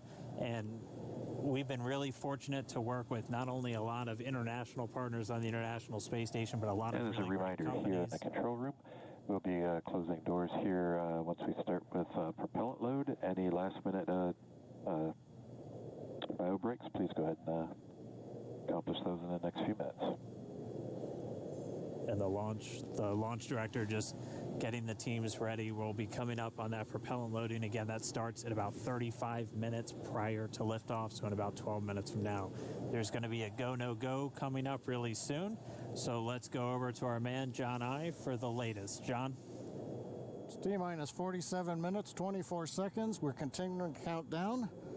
As you just heard, the launch director and launch team are preparing for the readiness for launch poll. Now, the launch director is currently checking with Dragon Mission Director, NASA Launch Manager for their readiness. And actually, it sounds like everybody is good there. The launch director will then ask the team, he'll tell them the pole is open, and the 13 members of the SpaceX launch team will be electrically polled for their go to load propellant as well as continue all the way to launch. Now, we will hear that poll results and a briefing from the launch director at about T-minus 45 minutes. The good news right now is that the weather is go. All the conditions that were red shortly a while ago at T-minus 1 hour have cleared. We're, as the weather forecaster said, cautiously optimistic. Currently, the probability... Poll is complete. We're go for propellant load.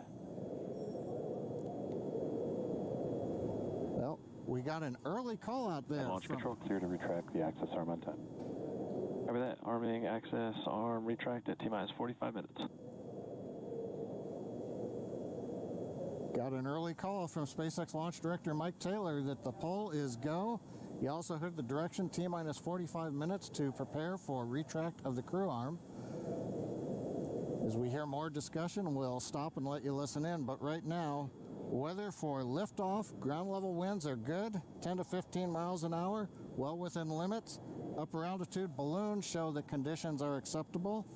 The red weather conditions have cleared up, the last one being cumulus clouds.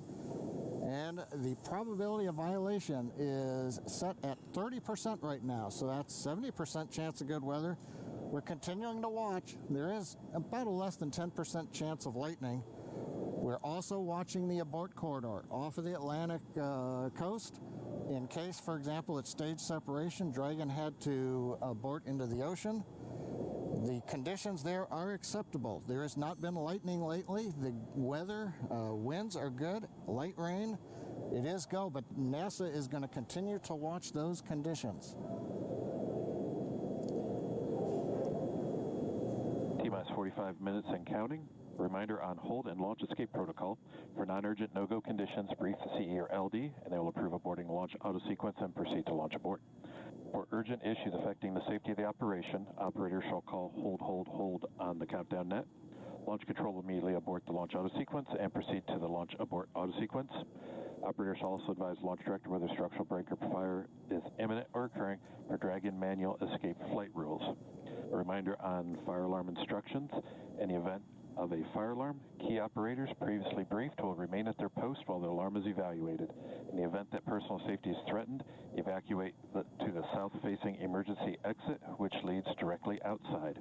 At this time, weather is go for launch. You can see on the screen, we're inside T-minus 40, we're T-minus 44 minutes, 5 seconds. Crew access arm retracting away.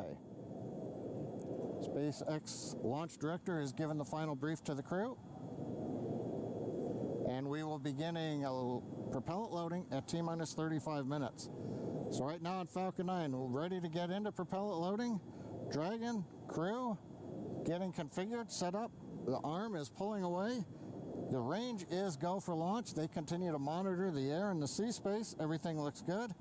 And we finally have gotten green across the board on the weather conditions, but we can't take a deep breath quite yet. We're going to have to watch the weather all the way down to T0, both here at Kennedy Space Center and out in the Atlantic in the abort zones.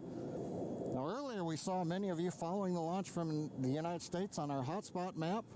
Now that we're inside an hour, we're seeing large numbers of folks logging on, tuning in from coast to coast and around the world. So we'd like to know, is this your first time watching a launch live, not counting Wednesday?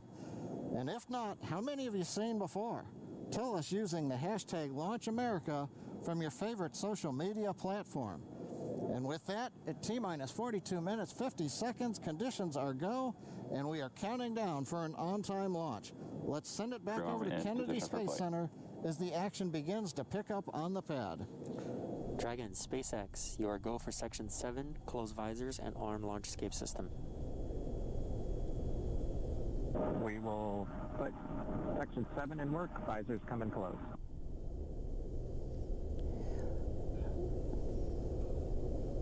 All right, the countdown clock is continuing to tick. My heart is continuing to beat 5 million beats a second. and we are getting so close. SpaceX Dragon in 7.2. Visors are closed. We're arming launch escape system. Copy.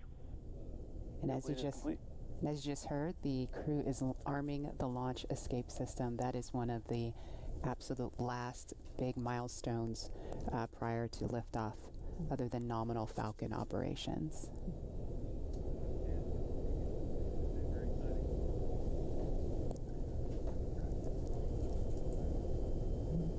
So just a minute ago, we saw the crew access arm retract, and obviously we just heard on the comms Bob and Doug getting ready to arm the launch escape system, and so that is something that protects them all the way to orbit. So when fueling starts at about T-minus 35 minutes, so just over 6 minutes from now, they will have the capability to abort, to separate from Falcon 9 either on the pad or even after liftoff.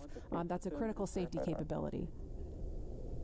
And we are going to go over to Hawthorne now to take us through these next minutes. Jesse? Section, switch in to nitrogen. Switch in to nitrogen. And we did hear that call out that they are arming the launch escape system, so very exciting. SpaceX has designed Crew Dragon and Falcon 9 to be the safest launch system ever flown. So we brought back Nick Picone, SpaceX's Nick Picone, to talk more about this again. Thanks for coming back and joining us today, Nick. Hey, Jesse. Happy to be here. Still monitoring the launch here with our recovery and ground operations teams. Awesome. And Nick was our mission manager for our in-flight abort test earlier this year and now works on the Starlink team. Nick, on Wednesday, you talked about the launch escape system. Could you just give us a brief summary today for those that are joining today? Sure. So the launch escape system, again, is our ultimate safety feature to keep Bob and Doug safe in the event of a major Falcon anomaly on the pad. The system is designed to automatically fire if either vehicle detects a dangerous condition developing. And if that happens, Dragon will use its 8 Super Draco engines to push the capsule off and away to a safe distance away from this Falcon. This capability is absolutely critical. It's what keeps the crew safe, and we're now active and armed on the pad with it protecting the crew. And as you mentioned, the launch escape system allows the Dragon to separate and get away from the vehicle. I believe it goes into the ocean. What happens after it lands safely in the ocean? Correct. So for most of our failure modes, the successful end state is Dragon deploying parachutes, splashing down safely in the ocean. But since a launch escape can happen while the vehicle's on the pad or anywhere in flight up through orbit, it could be splashing down right off the coast of Cape Canaveral. It could be splashing down thousands of miles away in the North Atlantic. If that happens, to make sure we can get to Bob and Doug as quickly as possible, the Space Force's 45th Space Wing, Task Force 45, has pararescue teams staged and ready all around the world, ready to drop in and rescue Bob and Doug as soon as possible. And you mentioned that the launch escape system will keep them safe all the way up to orbit. What other options are there after Dragon is in orbit? Sure. So if for any reason we're unable to dock to the International Space Station, we have several pre-planned return trajectories, which will bring the capsule down to a splashdown point close to shore, where NASA and SpaceX recovery forces will be waiting to recover them. It'll look like an otherwise totally normal recovery operation, except for the early end of mission. This operation is something we're doing with one of 2 identical crew recovery ships. We do that because the landing sites, we want to maintain as much flexibility as possible. There could be changing weather conditions that bring down one site and leave the other one up. So we have those 2 identical ships, one in the Atlantic, one in the Gulf of Mexico, and our space operations team can redirect the spacecraft to go to whichever site is the safest option for the crew at that time. And with the vehicle, in almost any scenario, it sounds like the vehicle will land into the ocean. And it may look like a gentle landing into the ocean, but it's a pretty dynamic event happening.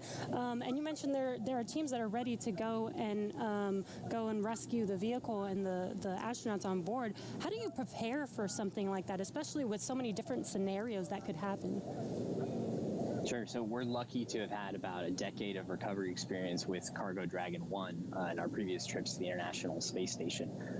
That, along with our booster recovery missions, we've got a great team of recovery operators here who have a lot of offshore experience with our spacecraft.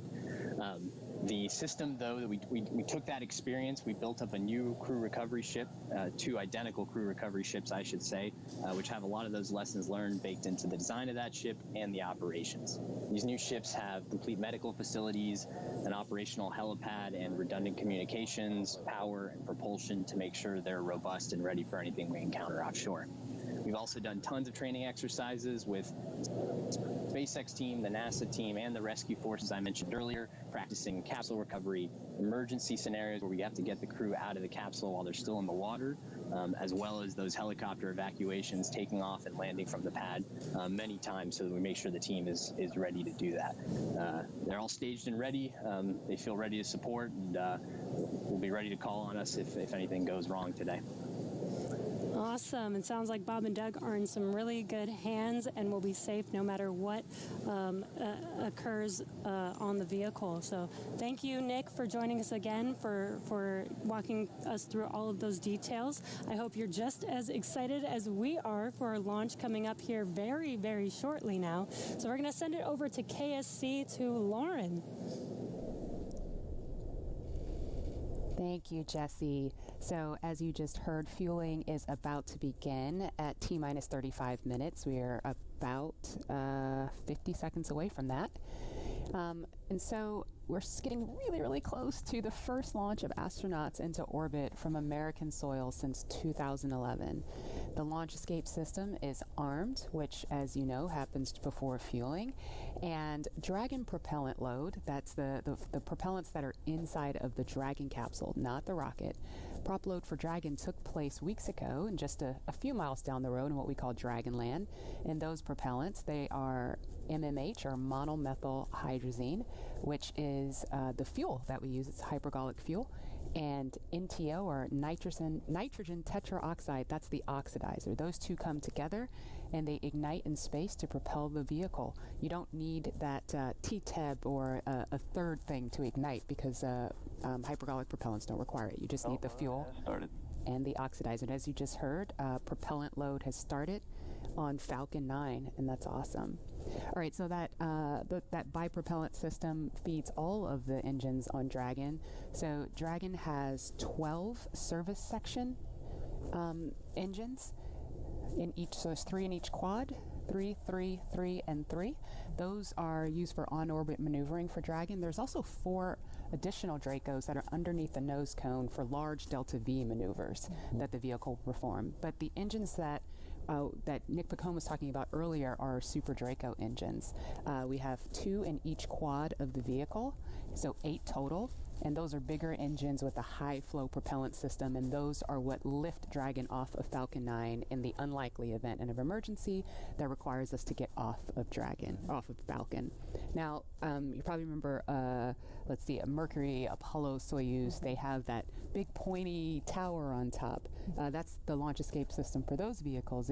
It's actually just another rocket on top of the spaceship that lifts the vehicle off. In the case of Dragon, our escape system is integrated into the vehicle completely. And so that's just better from one less thing you have to jettison every single flight. But it also allows us to have escape capability from the pad before T0 all the way through to orbit. And so even if the very last minute, if we needed to get off of stage 2 while we're in space, we could actually escape to orbit. So yeah, that's the escape system for little baby Dragon here. Thanks, Lauren, and thanks for walking us through that, because I think it's really important that people understand that critical safety capability, and that's the whole point when we hear that launch escape system is armed. What that means is that in an instant, they can separate from Falcon 9, shoot up into the air, and they can splash down safely in the Atlantic Ocean under Dragon's parachutes. And it was designed to do that. So now that fueling is underway, it's been going on for about 2 minutes now. So they have that safety capability ready to go on standby in an instant if they need it. And so we want to go over to Hawthorne now for an operational update from John Insprucker. John? Fuel and stage 2 fuel, all flow rates tracking nominally.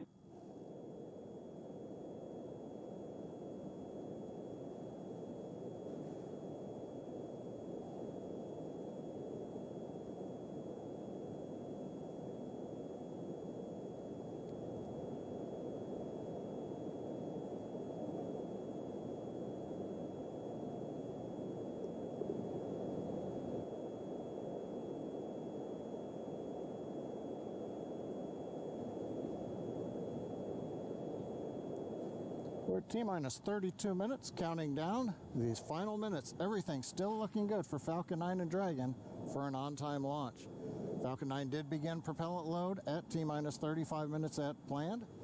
Now on the Falcon 9, we use a fuel and oxidizers, the propellants that power it. The fuel is commonly known as RP1. That's rocket propellant grade 1 kerosene. The oxidizer is densified liquid oxygen, also called LOX. Densified means it is kept much colder than typical for launch vehicles. This allows for more oxidizer to be loaded into the first and second stages. Now with the fuel and oxidizer on hand, we need an ignition source to complete that fire triangle, as we call it. For this, Falcon 9 uses a fluid called T-Tub. It ignites in the presence of oxygen and gives off a green-colored flame. Now it's hard to see on the first stage ignition due to the water that will be spraying on the pad, but you might just see the green flare as the second stage engine ignites following stage separation over 2.5 minutes into flight. Now currently first stage fuel tank is about 10% full. The first stage, as a reminder, as you look on the left side of your screens, the first stage is the long white cylinder at the bottom, topped off by the black cylinder. So over 2/3 of the rocket is that first stage. So the fuel tank is getting loaded. We're also loading the liquid oxygen into the first stage also. The second stage, which is the top 1/3 between the Dragon and the black cylinder, that's the white second stage, that is being loaded with fuel right now. That's about 8% loaded at this moment. Liquid oxygen loading is going to begin on second stage at T-minus 16 minutes 30 seconds. Liquid oxygen loading will continue on both stages all the way down to the last few minutes of the count. We're also loading helium into pressure vessels on the stages. That's used to pressurize tanks in flight as the propellant is pulled out by the strong Merlin turbopumps. On board the Dragon spacecraft, astronauts are monitoring systems while the propellant is loaded into Falcon 9. While we mentioned we had trained them with sounds that we had recorded on board. They've been through most of a propellant load, and they are now experiencing those sounds and vibrations. Stage 1, the range helium load continues to started. report no problems. They are go to support launch. Weather, the last of the red conditions cleared up about 15 minutes ago. Everything is marginal but acceptable on the weather. We'll continue to watch all the way through the countdown. Now, as a reminder, today we are now into an instantaneous launch window now that we've begun propellant loading. So at this point, if we hear a hold for any reason, we'll have to stand down and target our backup launch opportunity tomorrow, May 31st. Thanks, John. For Demo 2, Bob and Doug's flight to station will take about 19 hours, and their journey is fairly similar to the trip our Cargo Dragon makes back and forth to the International Space Station, but with two noticeable differences, and that's docking and splashdown. And as we await T-minus 0 in just under 29 minutes from now, the ground operations teams are doing a series of system checks to make sure Dragon and Falcon 9 are both ready for liftoff. And we're continuing to get live views inside the capsule with Bob and Doug, and you're now also looking in firing room 4 down there at the Cape. Once we hit T0 and a successful launch occurs, we will watch Falcon 9 and Dragon make their ascent until the Falcon 9 first and second stage separates and sends Dragon on its way to the space station. And at this point, mission operators will prepare Dragon for on-orbit operations, where the vehicle will execute a series of burns that gradually raise its orbit to align more closely with the space station, as you can see in this animation. And just after putting Dragon into the same orbital plane as the station, the teams will get ready for Dragon's approach and docking maneuvers. The next Dragon will make its approach and actually dock with the space station. And this is a very different process from what we've seen with Dragon cargo deliveries in the past, which use a process called berthing.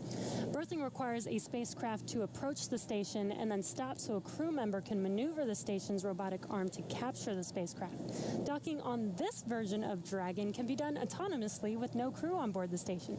It's typically a faster process, both when arriving and leaving, but it does still require pinpoint accuracy to approach safely. Once captured, a spacecraft then gets attached to a common berthing mechanism, the same type of port that we use to connect each of the modules on the station together. It's a little bit slower of a process, but the hatches are significantly larger than the docking ports, which makes them perfect for bringing up those really big cargo items.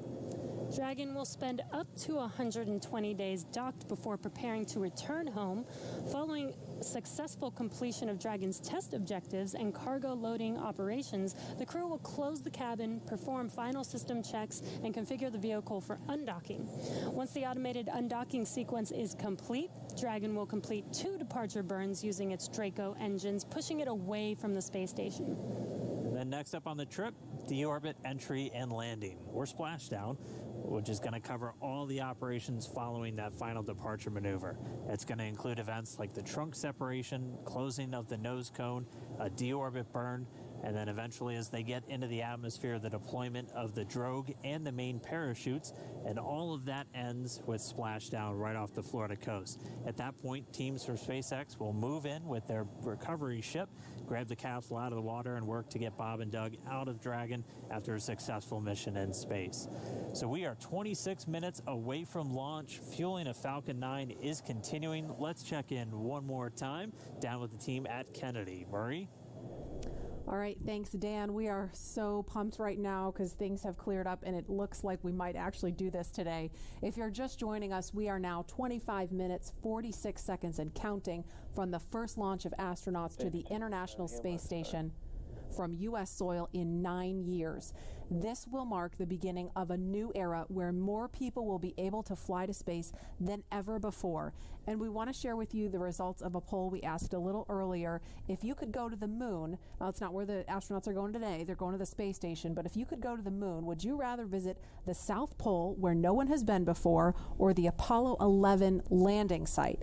And it was a pretty even split. We had 46% of you say you would go to the moon's South Pole, and 54% of you would go to the Apollo 11 landing site. I kind of side with the Apollo 11 landing site because I'm a history buff and I want to see where Neil Armstrong and Buzz Aldrin set foot. So I don't know. What do you guys think? Lauren, which place would you go? I'm with you on that one, and I would love to go see that flag there and those footsteps, those footprints there. Still be there, right? There's no wind up there. Should still be there. Leland, how about you? I think I'm with both of you because it's just like, the meatball, the classic. Yeah. Going to the classic spot, and that's where all of it started. That's where all that inspiration came, even though I was an antenna engineer not seeing it. But besides that, that's history. And hopefully maybe it wouldn't have to be one or the other. That's true. Exactly. Yeah. I mean, we're going to learn more from going where we've never been before. Exactly. And so we need to go to the South Pole too. Yeah. And we are thrilled to see all of you following along online. Thank you for answering our poll. And we're going to go over to Tahira, who's been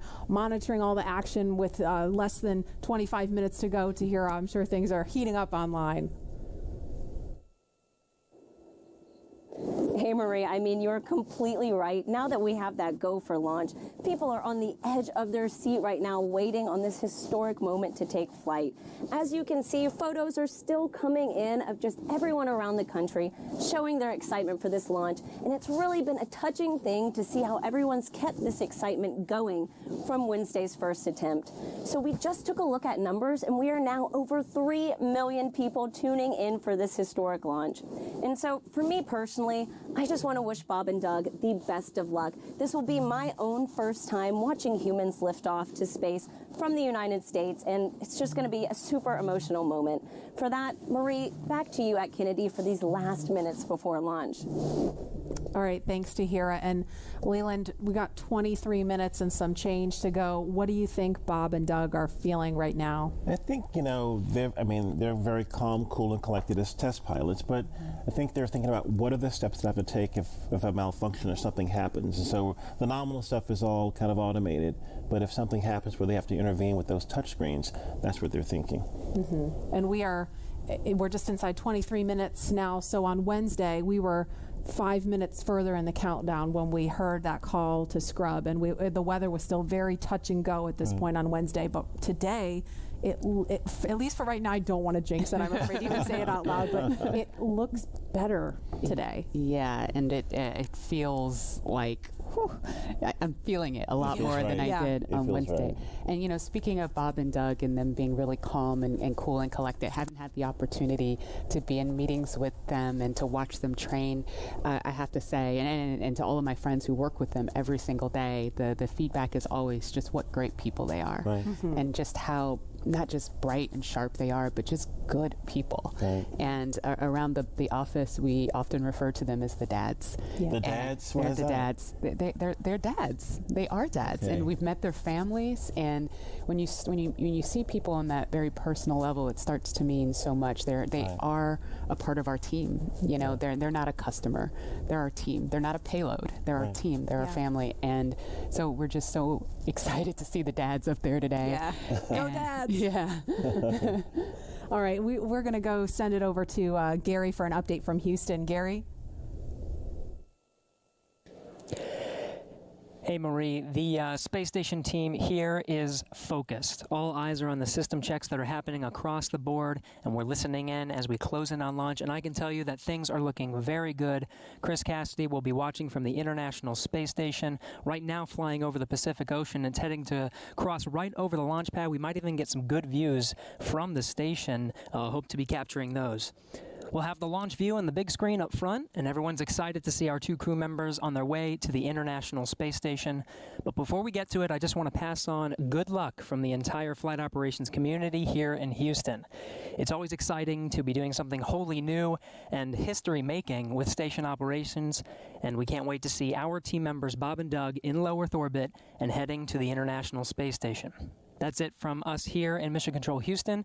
I'll send it back over to the team in Hawthorne for the latest happening there. John. T-minus 20 minutes, 30 seconds. We're continuing to count down. Everything is still looking good for launch of Falcon 9 and Dragon.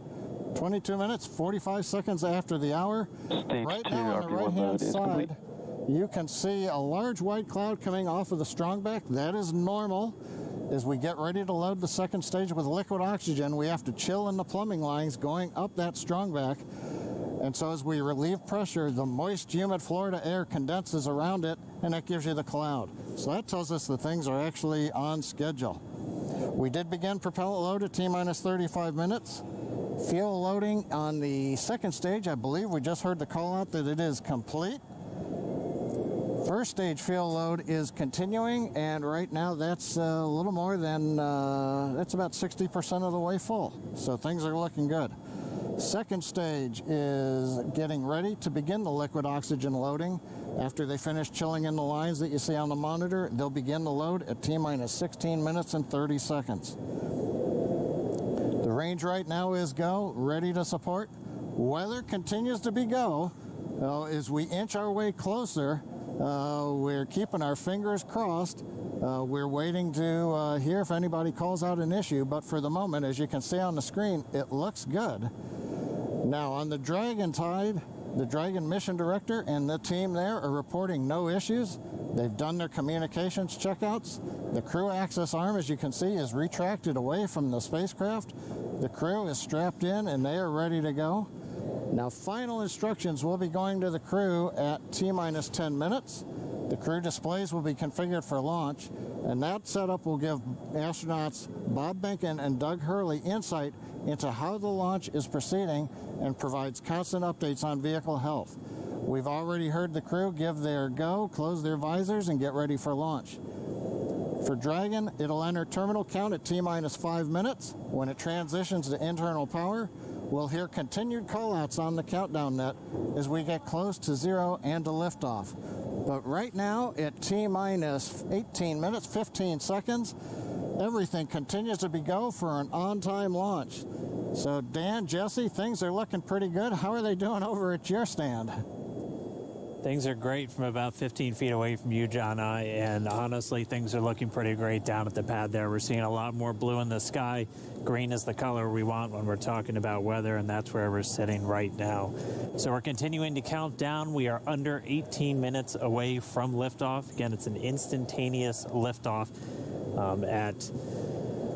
it's going to be 12:22 and 45 seconds here on the West Coast, 3:22 and 45 seconds over on the East Coast there in Florida.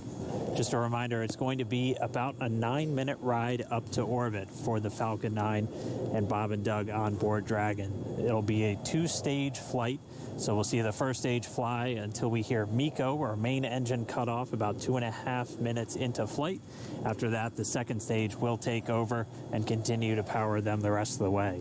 Second engine cutoff comes in just under 9 minutes at about 8 minutes and 44 seconds. Following that second stage completing its job, it'll continue to coast for about 3 minutes. It'll do a slight attitude adjustment and null out any rate, so make sure it's not in any kind of a spin before they do separation. So that's when the Dragon spacecraft will physically separate from the Falcon 9 vehicle, and Bob and Doug will be flying free. It's about a 19-hour ride if we launch today on time. So that means Bob and Doug will get on orbit. They'll have a number of burns or those firings of those Draco thrusters that they'll do over Stage 2 LOX load started. We hear the LOX. The liquid oxygen load has now started on stage 2. Again, they're going to be doing a series of burns on the way uphill towards the International Space Station 5, spread out over the first 16 hours or so of their flight until they get much closer, and it's time for that approach and docking. And we are expecting that with an on-time launch to happen today. That'll be coming tomorrow in the afternoon. All right, now that we're under 16 minutes away, we have a special guest joining us. I'm going to toss it over to Jesse. We are T-minus 15 minutes and 45 seconds from liftoff of our second demonstration mission today, and we have the honor of having SpaceX's President and COO, Gwen Shotwell, join us. Thanks, Gwen, for coming out and taking a few minutes to chat with us. Thanks, Jesse. We know you've been on console. How's the countdown been going so far in there? Countdown is clean today, just like it was Wednesday. We did clear the weather hurdles sooner than we did on Wednesday. And the only thing we're watching right now is downrange weather and lightning at the staging location. Of course. But we will clear that hurdle at T-minus 7 minutes. Awesome. Great. Very exciting. Now I'm going to throw it back to 2012 because you were on console for Dragon when it was first making its way to the space station. How does that experience compare to today? Stage 2 LOX is on the DPs. So I was nervous then. I stopped getting nervous for launches. Today I'm nervous again. Super nervous. Stomach and throat. Understandable. No, it's a fantastic day today. I'm really excited. The team is pulled together. It's such a professional operation. And when I say team, by the way, I mean SpaceX and NASA. These folks have been working incredibly hard and have done a fantastic job. Yes, and we are all so excited. And we know that you have to get back inside of Mission Control, but is there anything that you wanted to say before liftoff to NASA and SpaceX? Well, I want to thank NASA, of course, for their generosity and their help with getting to this place.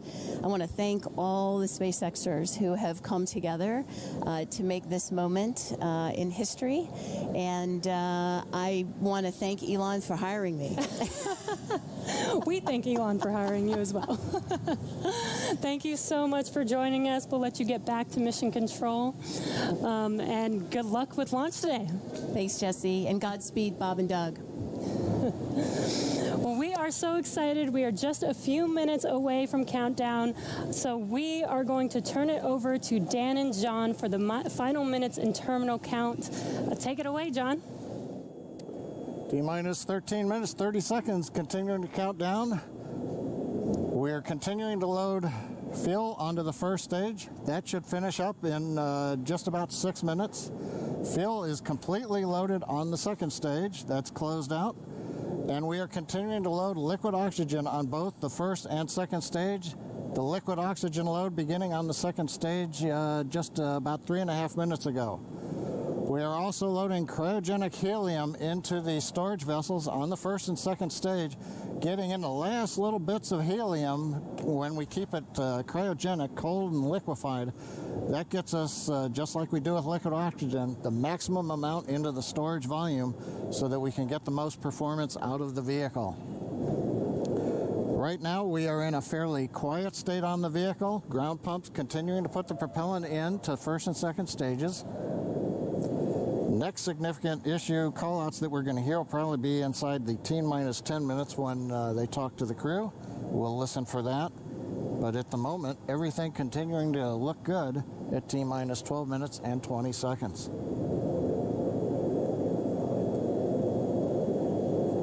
We're getting real close now, John. It's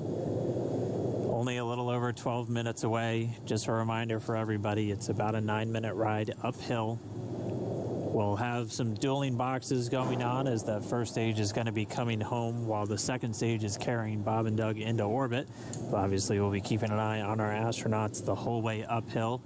Some of the calls that you'll be hearing, as there will be what we call performance calls over the Dragon to ground the entire way uphill. And you'll just hear some of the SpaceX engineers calling out trajectories and booster performance. So we're always looking for that word nominal. I know that's one of John's favorite words. That's one of mine too. We want to hear nominal as much as possible up on the way uphill. You might also hear some number and letter combinations, and those correspond to the different abort zones that Bob and Doug are in during their flight uphill. There's 1A and 1B, which signify that they're on the first stage. Those carry them from there in the Cape all the way up to about the very top of North Carolina.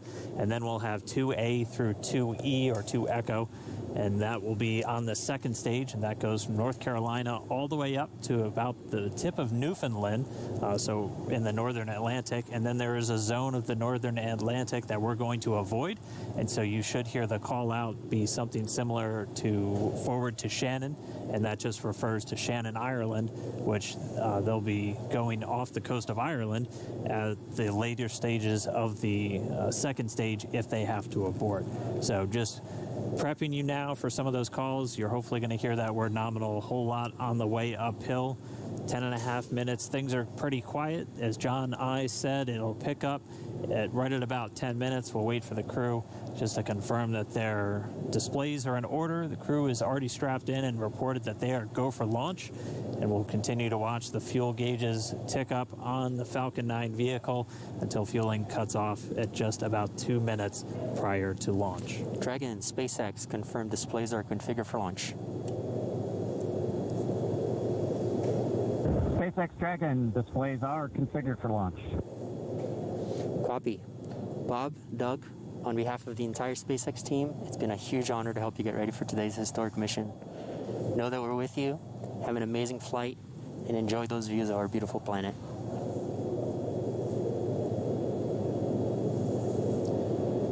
Thanks, Jay. It is absolutely our honor to be part of this huge effort to get the United States back in the launch business. We'll talk to you from orbit. Thank you. Copy all. Thanks for those words.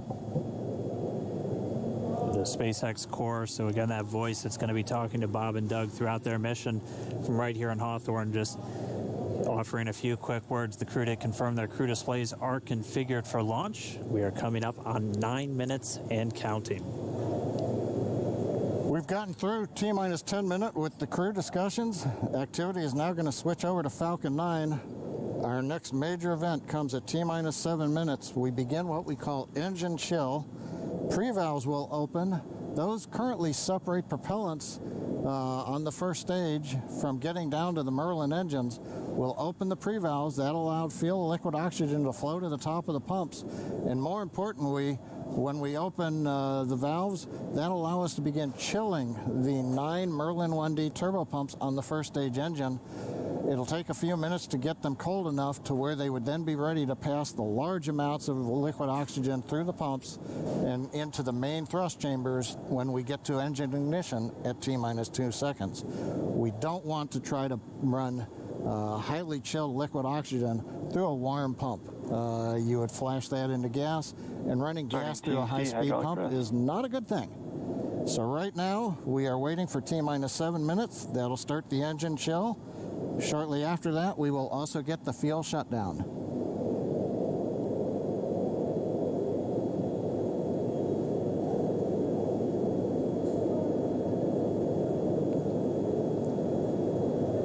Listening to the SpaceX launch director in the background there.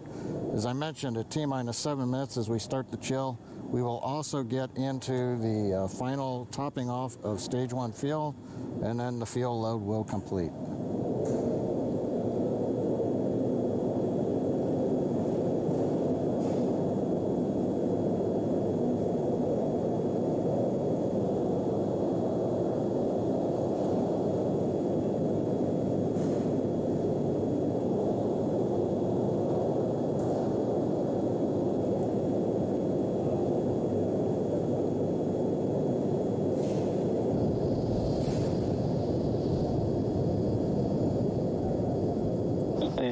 And stage 2 engine chill has started.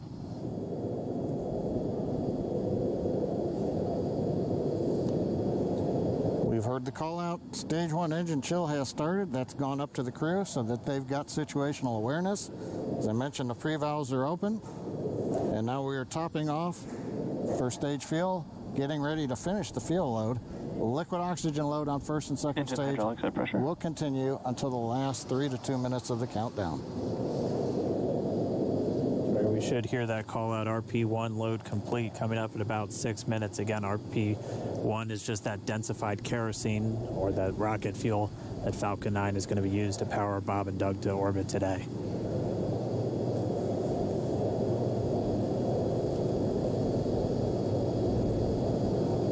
And stage 1 fuel is closed out.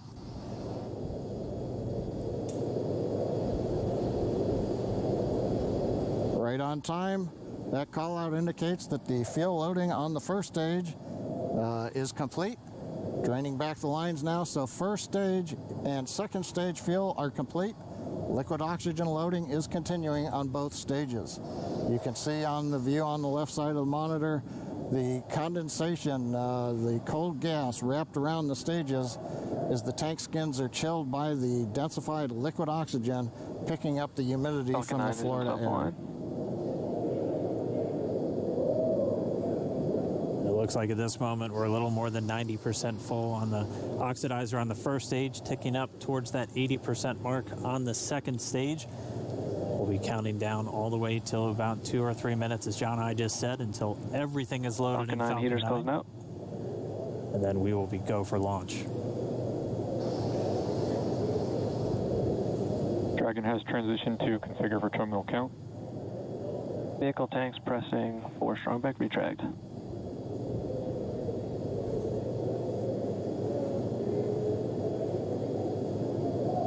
Pressurizing the Falcon 9 tanks, we're going to open the clamp arm around the second stage and begin to retract the strongback. We'll move back about 2 degrees.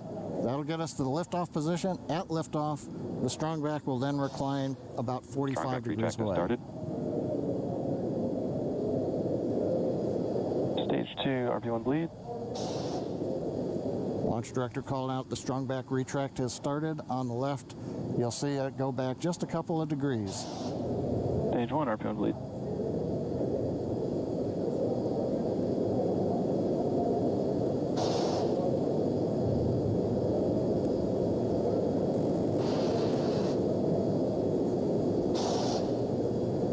We are just 4 minutes away from liftoff. Again, at this moment, Bob and Doug are really just laser focused on those displays. They have insight directly into Dragon and the Falcon 9. They're able to see where their fuel loading is at, how everything's progressing down with the count. AFTS final setup started.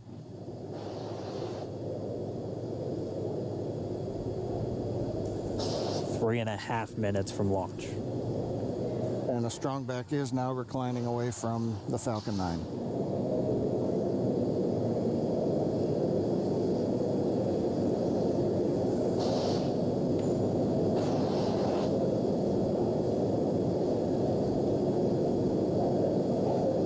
MVAC igniter purges.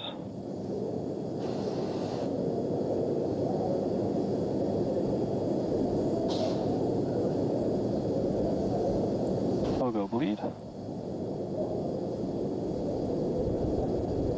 Dragon has transitioned to terminal count and is on internal power. Stage 1, LOX load closed out. Okay, we're at T-minus 2 minutes, 42 seconds. Stage 1 LOX load is closed out. Stage 2 will continue to load for about another half a minute or so. Once we get the completion of Stage 2 LOX loading, we have to vent down the line, so you'll see another large white cloud coming off of the strongback. That'll be normal. That'll happen around transitioning to T-minus 1 minute and 40 seconds. We're going on internal power now. Just a few seconds away from the Stage 2 LOX load being complete. It's been almost 9 years since we've been in this position. A lot of work done by thousands of people to get to this point. All our eyes focused on 2 now.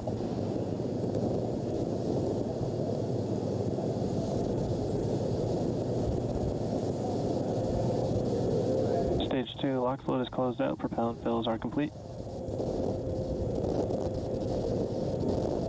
Dragon is in auto idle. Stage 2 LOX load complete.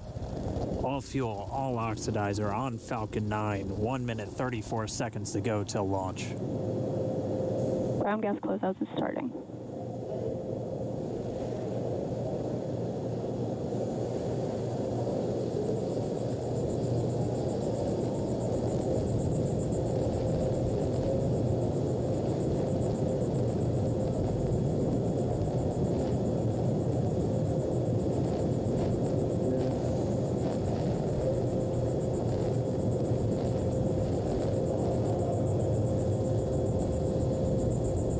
Falcon 9 is in startup. Dragon is in countdown. FTS is armed for launch. Under a minute now, the FTS, the flight termination system, has been armed.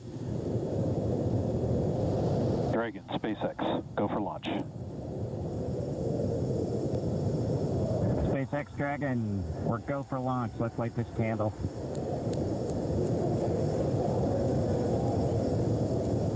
T-minus 30 seconds.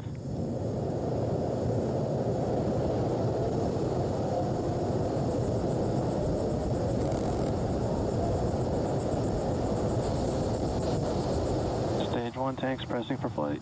T-minus 15 seconds. 10, 9, 8, 7, 6, 5, 4, 3, 2, 1, 0. Ignition. Liftoff of the Falcon 9 and Crew Dragon. Go NASA. Go SpaceX. Godspeed, Bob and Doug. America has launched. And so rises a new era of American spaceflight, and with it the ambitions of a new generation continuing the dream. 20 seconds into flight, Stage 1 propulsion is nominal.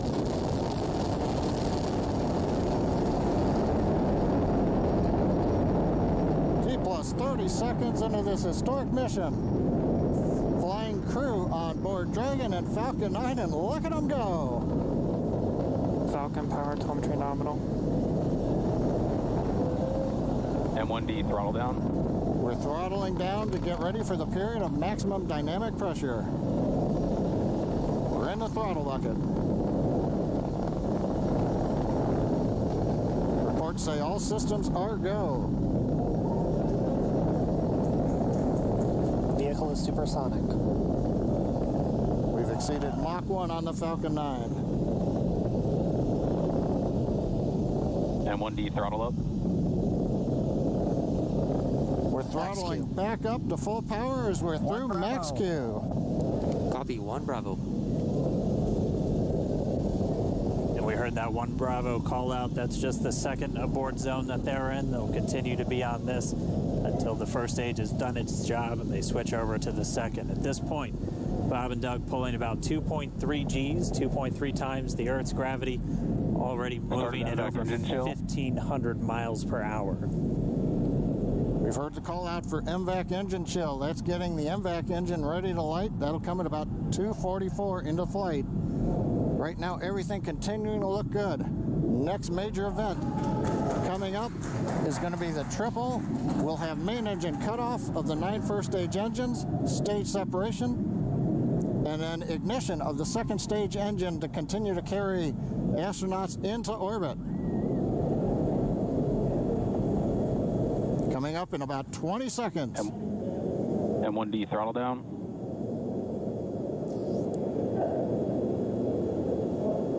We heard we're throttling down the Merlin engines on the first stage.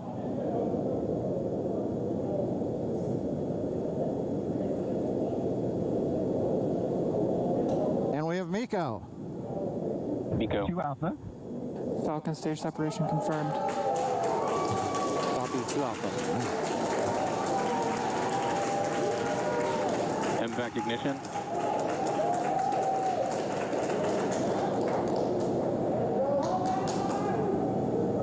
All right, we have stage separation confirmed. The first stage beginning its flight back. The second stage, being powered by that single Merlin 1D vacuum engine, has ignited and is now carrying Bob and Doug into orbit.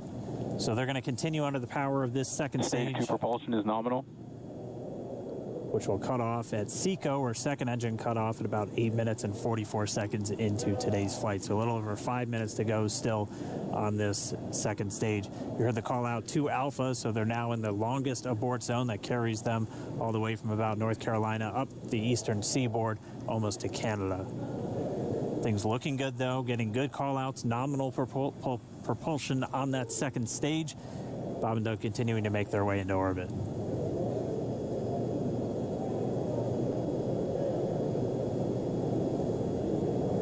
Dragon SpaceX nominal trajectory. Acquisition of signal in Bermuda. SpaceX Dragon nominal trajectory. All right, here in nominal trajectory, so Dragon pointed in the right direction, continuing to make their flight uphill. Heard acquisition of signal Bermuda. That's one of the other ground stations that they're using to get telemetry and data back from this spacecraft. Stage 2 propulsion is still nominal.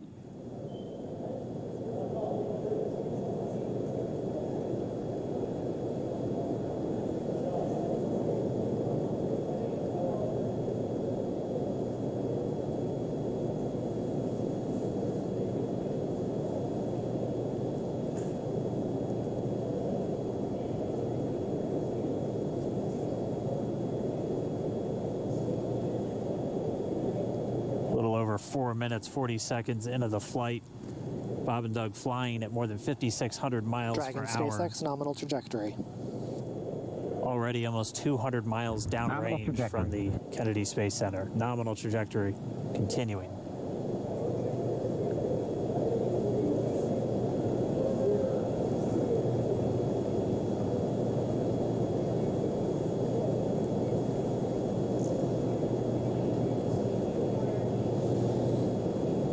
While they continue uphill, looks like we are getting a view of the first stage as well.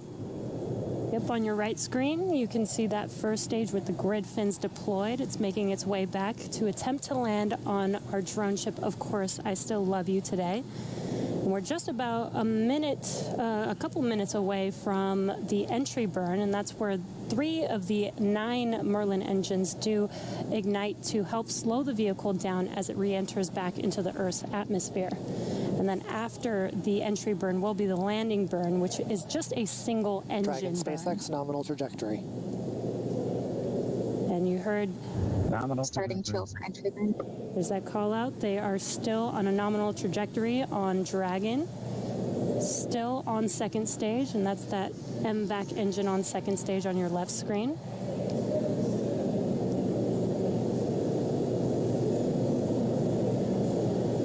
Again, on your right screen is that first stage booster coming back towards our drone ship, Of Course, I Still Love You. We're about a minute away from entry burn. Meanwhile, that second stage continuing to power Dragon into orbit. Again, if you're keeping an eye on that timer, that's going to continue to burn until 8 minutes and 44 seconds into flight. So a little over 2 minutes from now, we'll hear the call out SECO. It'll then be a little Stage 2 propulsion is still good. A little over 3 minutes until Dragon physically separates from the second stage of the Falcon 9 after the upper Dragon stage gets a SpaceX chance. nominal trajectory. Dragon copies, nominal trajectory. Continuing to check in with Bob and Doug as they are on a nominal trajectory. Just about 10 seconds away from that first stage, starting that entry burn on your right screen. We should be able to see that view live. Stage 1 entry burn startup.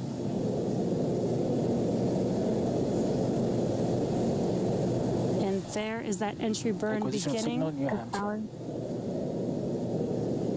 This burn lasts about 36 seconds long. Stage 2 FTS is saved.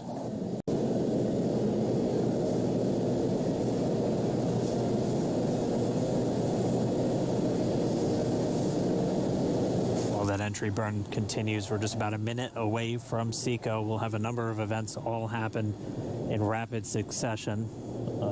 That'll be the second engine cutoff. Stage 1 We'll entry be burn looking for that stage 1 landing burn shortly after.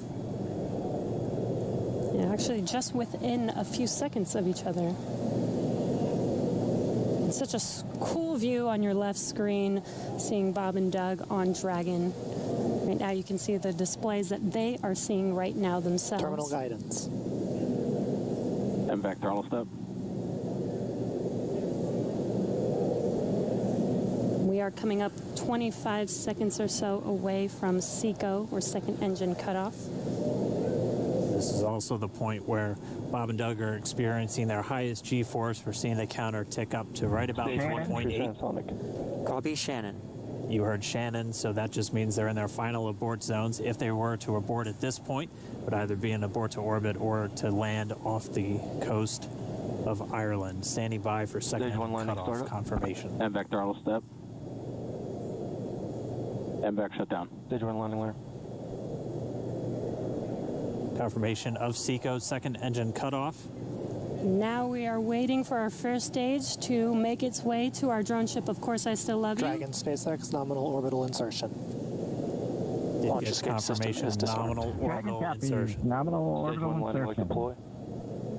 And what you're seeing on your screen is a live view of our drone ship, where our first stage will be coming down. Looks like we lost that live view, but we'll wait for confirmation of that landing shortly here. Falcon 9 first stage successfully landed. And there you can see on your screen, Falcon 9 has landed.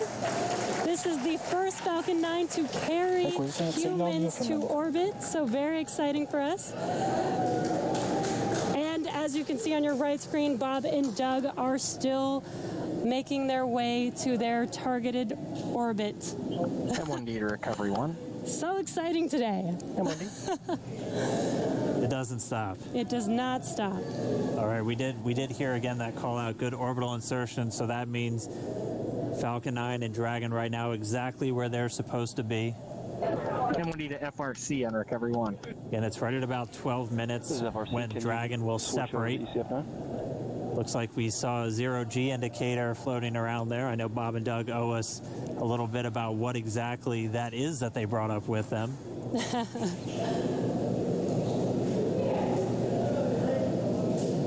And before separation, before Dragon initiates separation from the second stage, they do make sure to they do ensure that the vehicle is not spinning and it is in good condition before we separate. That's right. The upper stage does small attitude maneuver using some cold gas thrusters built into the rocket body itself. Exactly. So we do expect that separation to occur in about a minute from now, but they do wait until they have full confirmation that it is ready to separate. Such cool views. I cannot get over this view that we are seeing right now. Bob and Doug on the right screen inside of Crew Dragon out in space. Yeah, already 200 kilometers over planet Earth, or a little over 124 miles, traveling in excess of 2,700 meters, 27,000 meters per second, or about 16,000 miles per hour.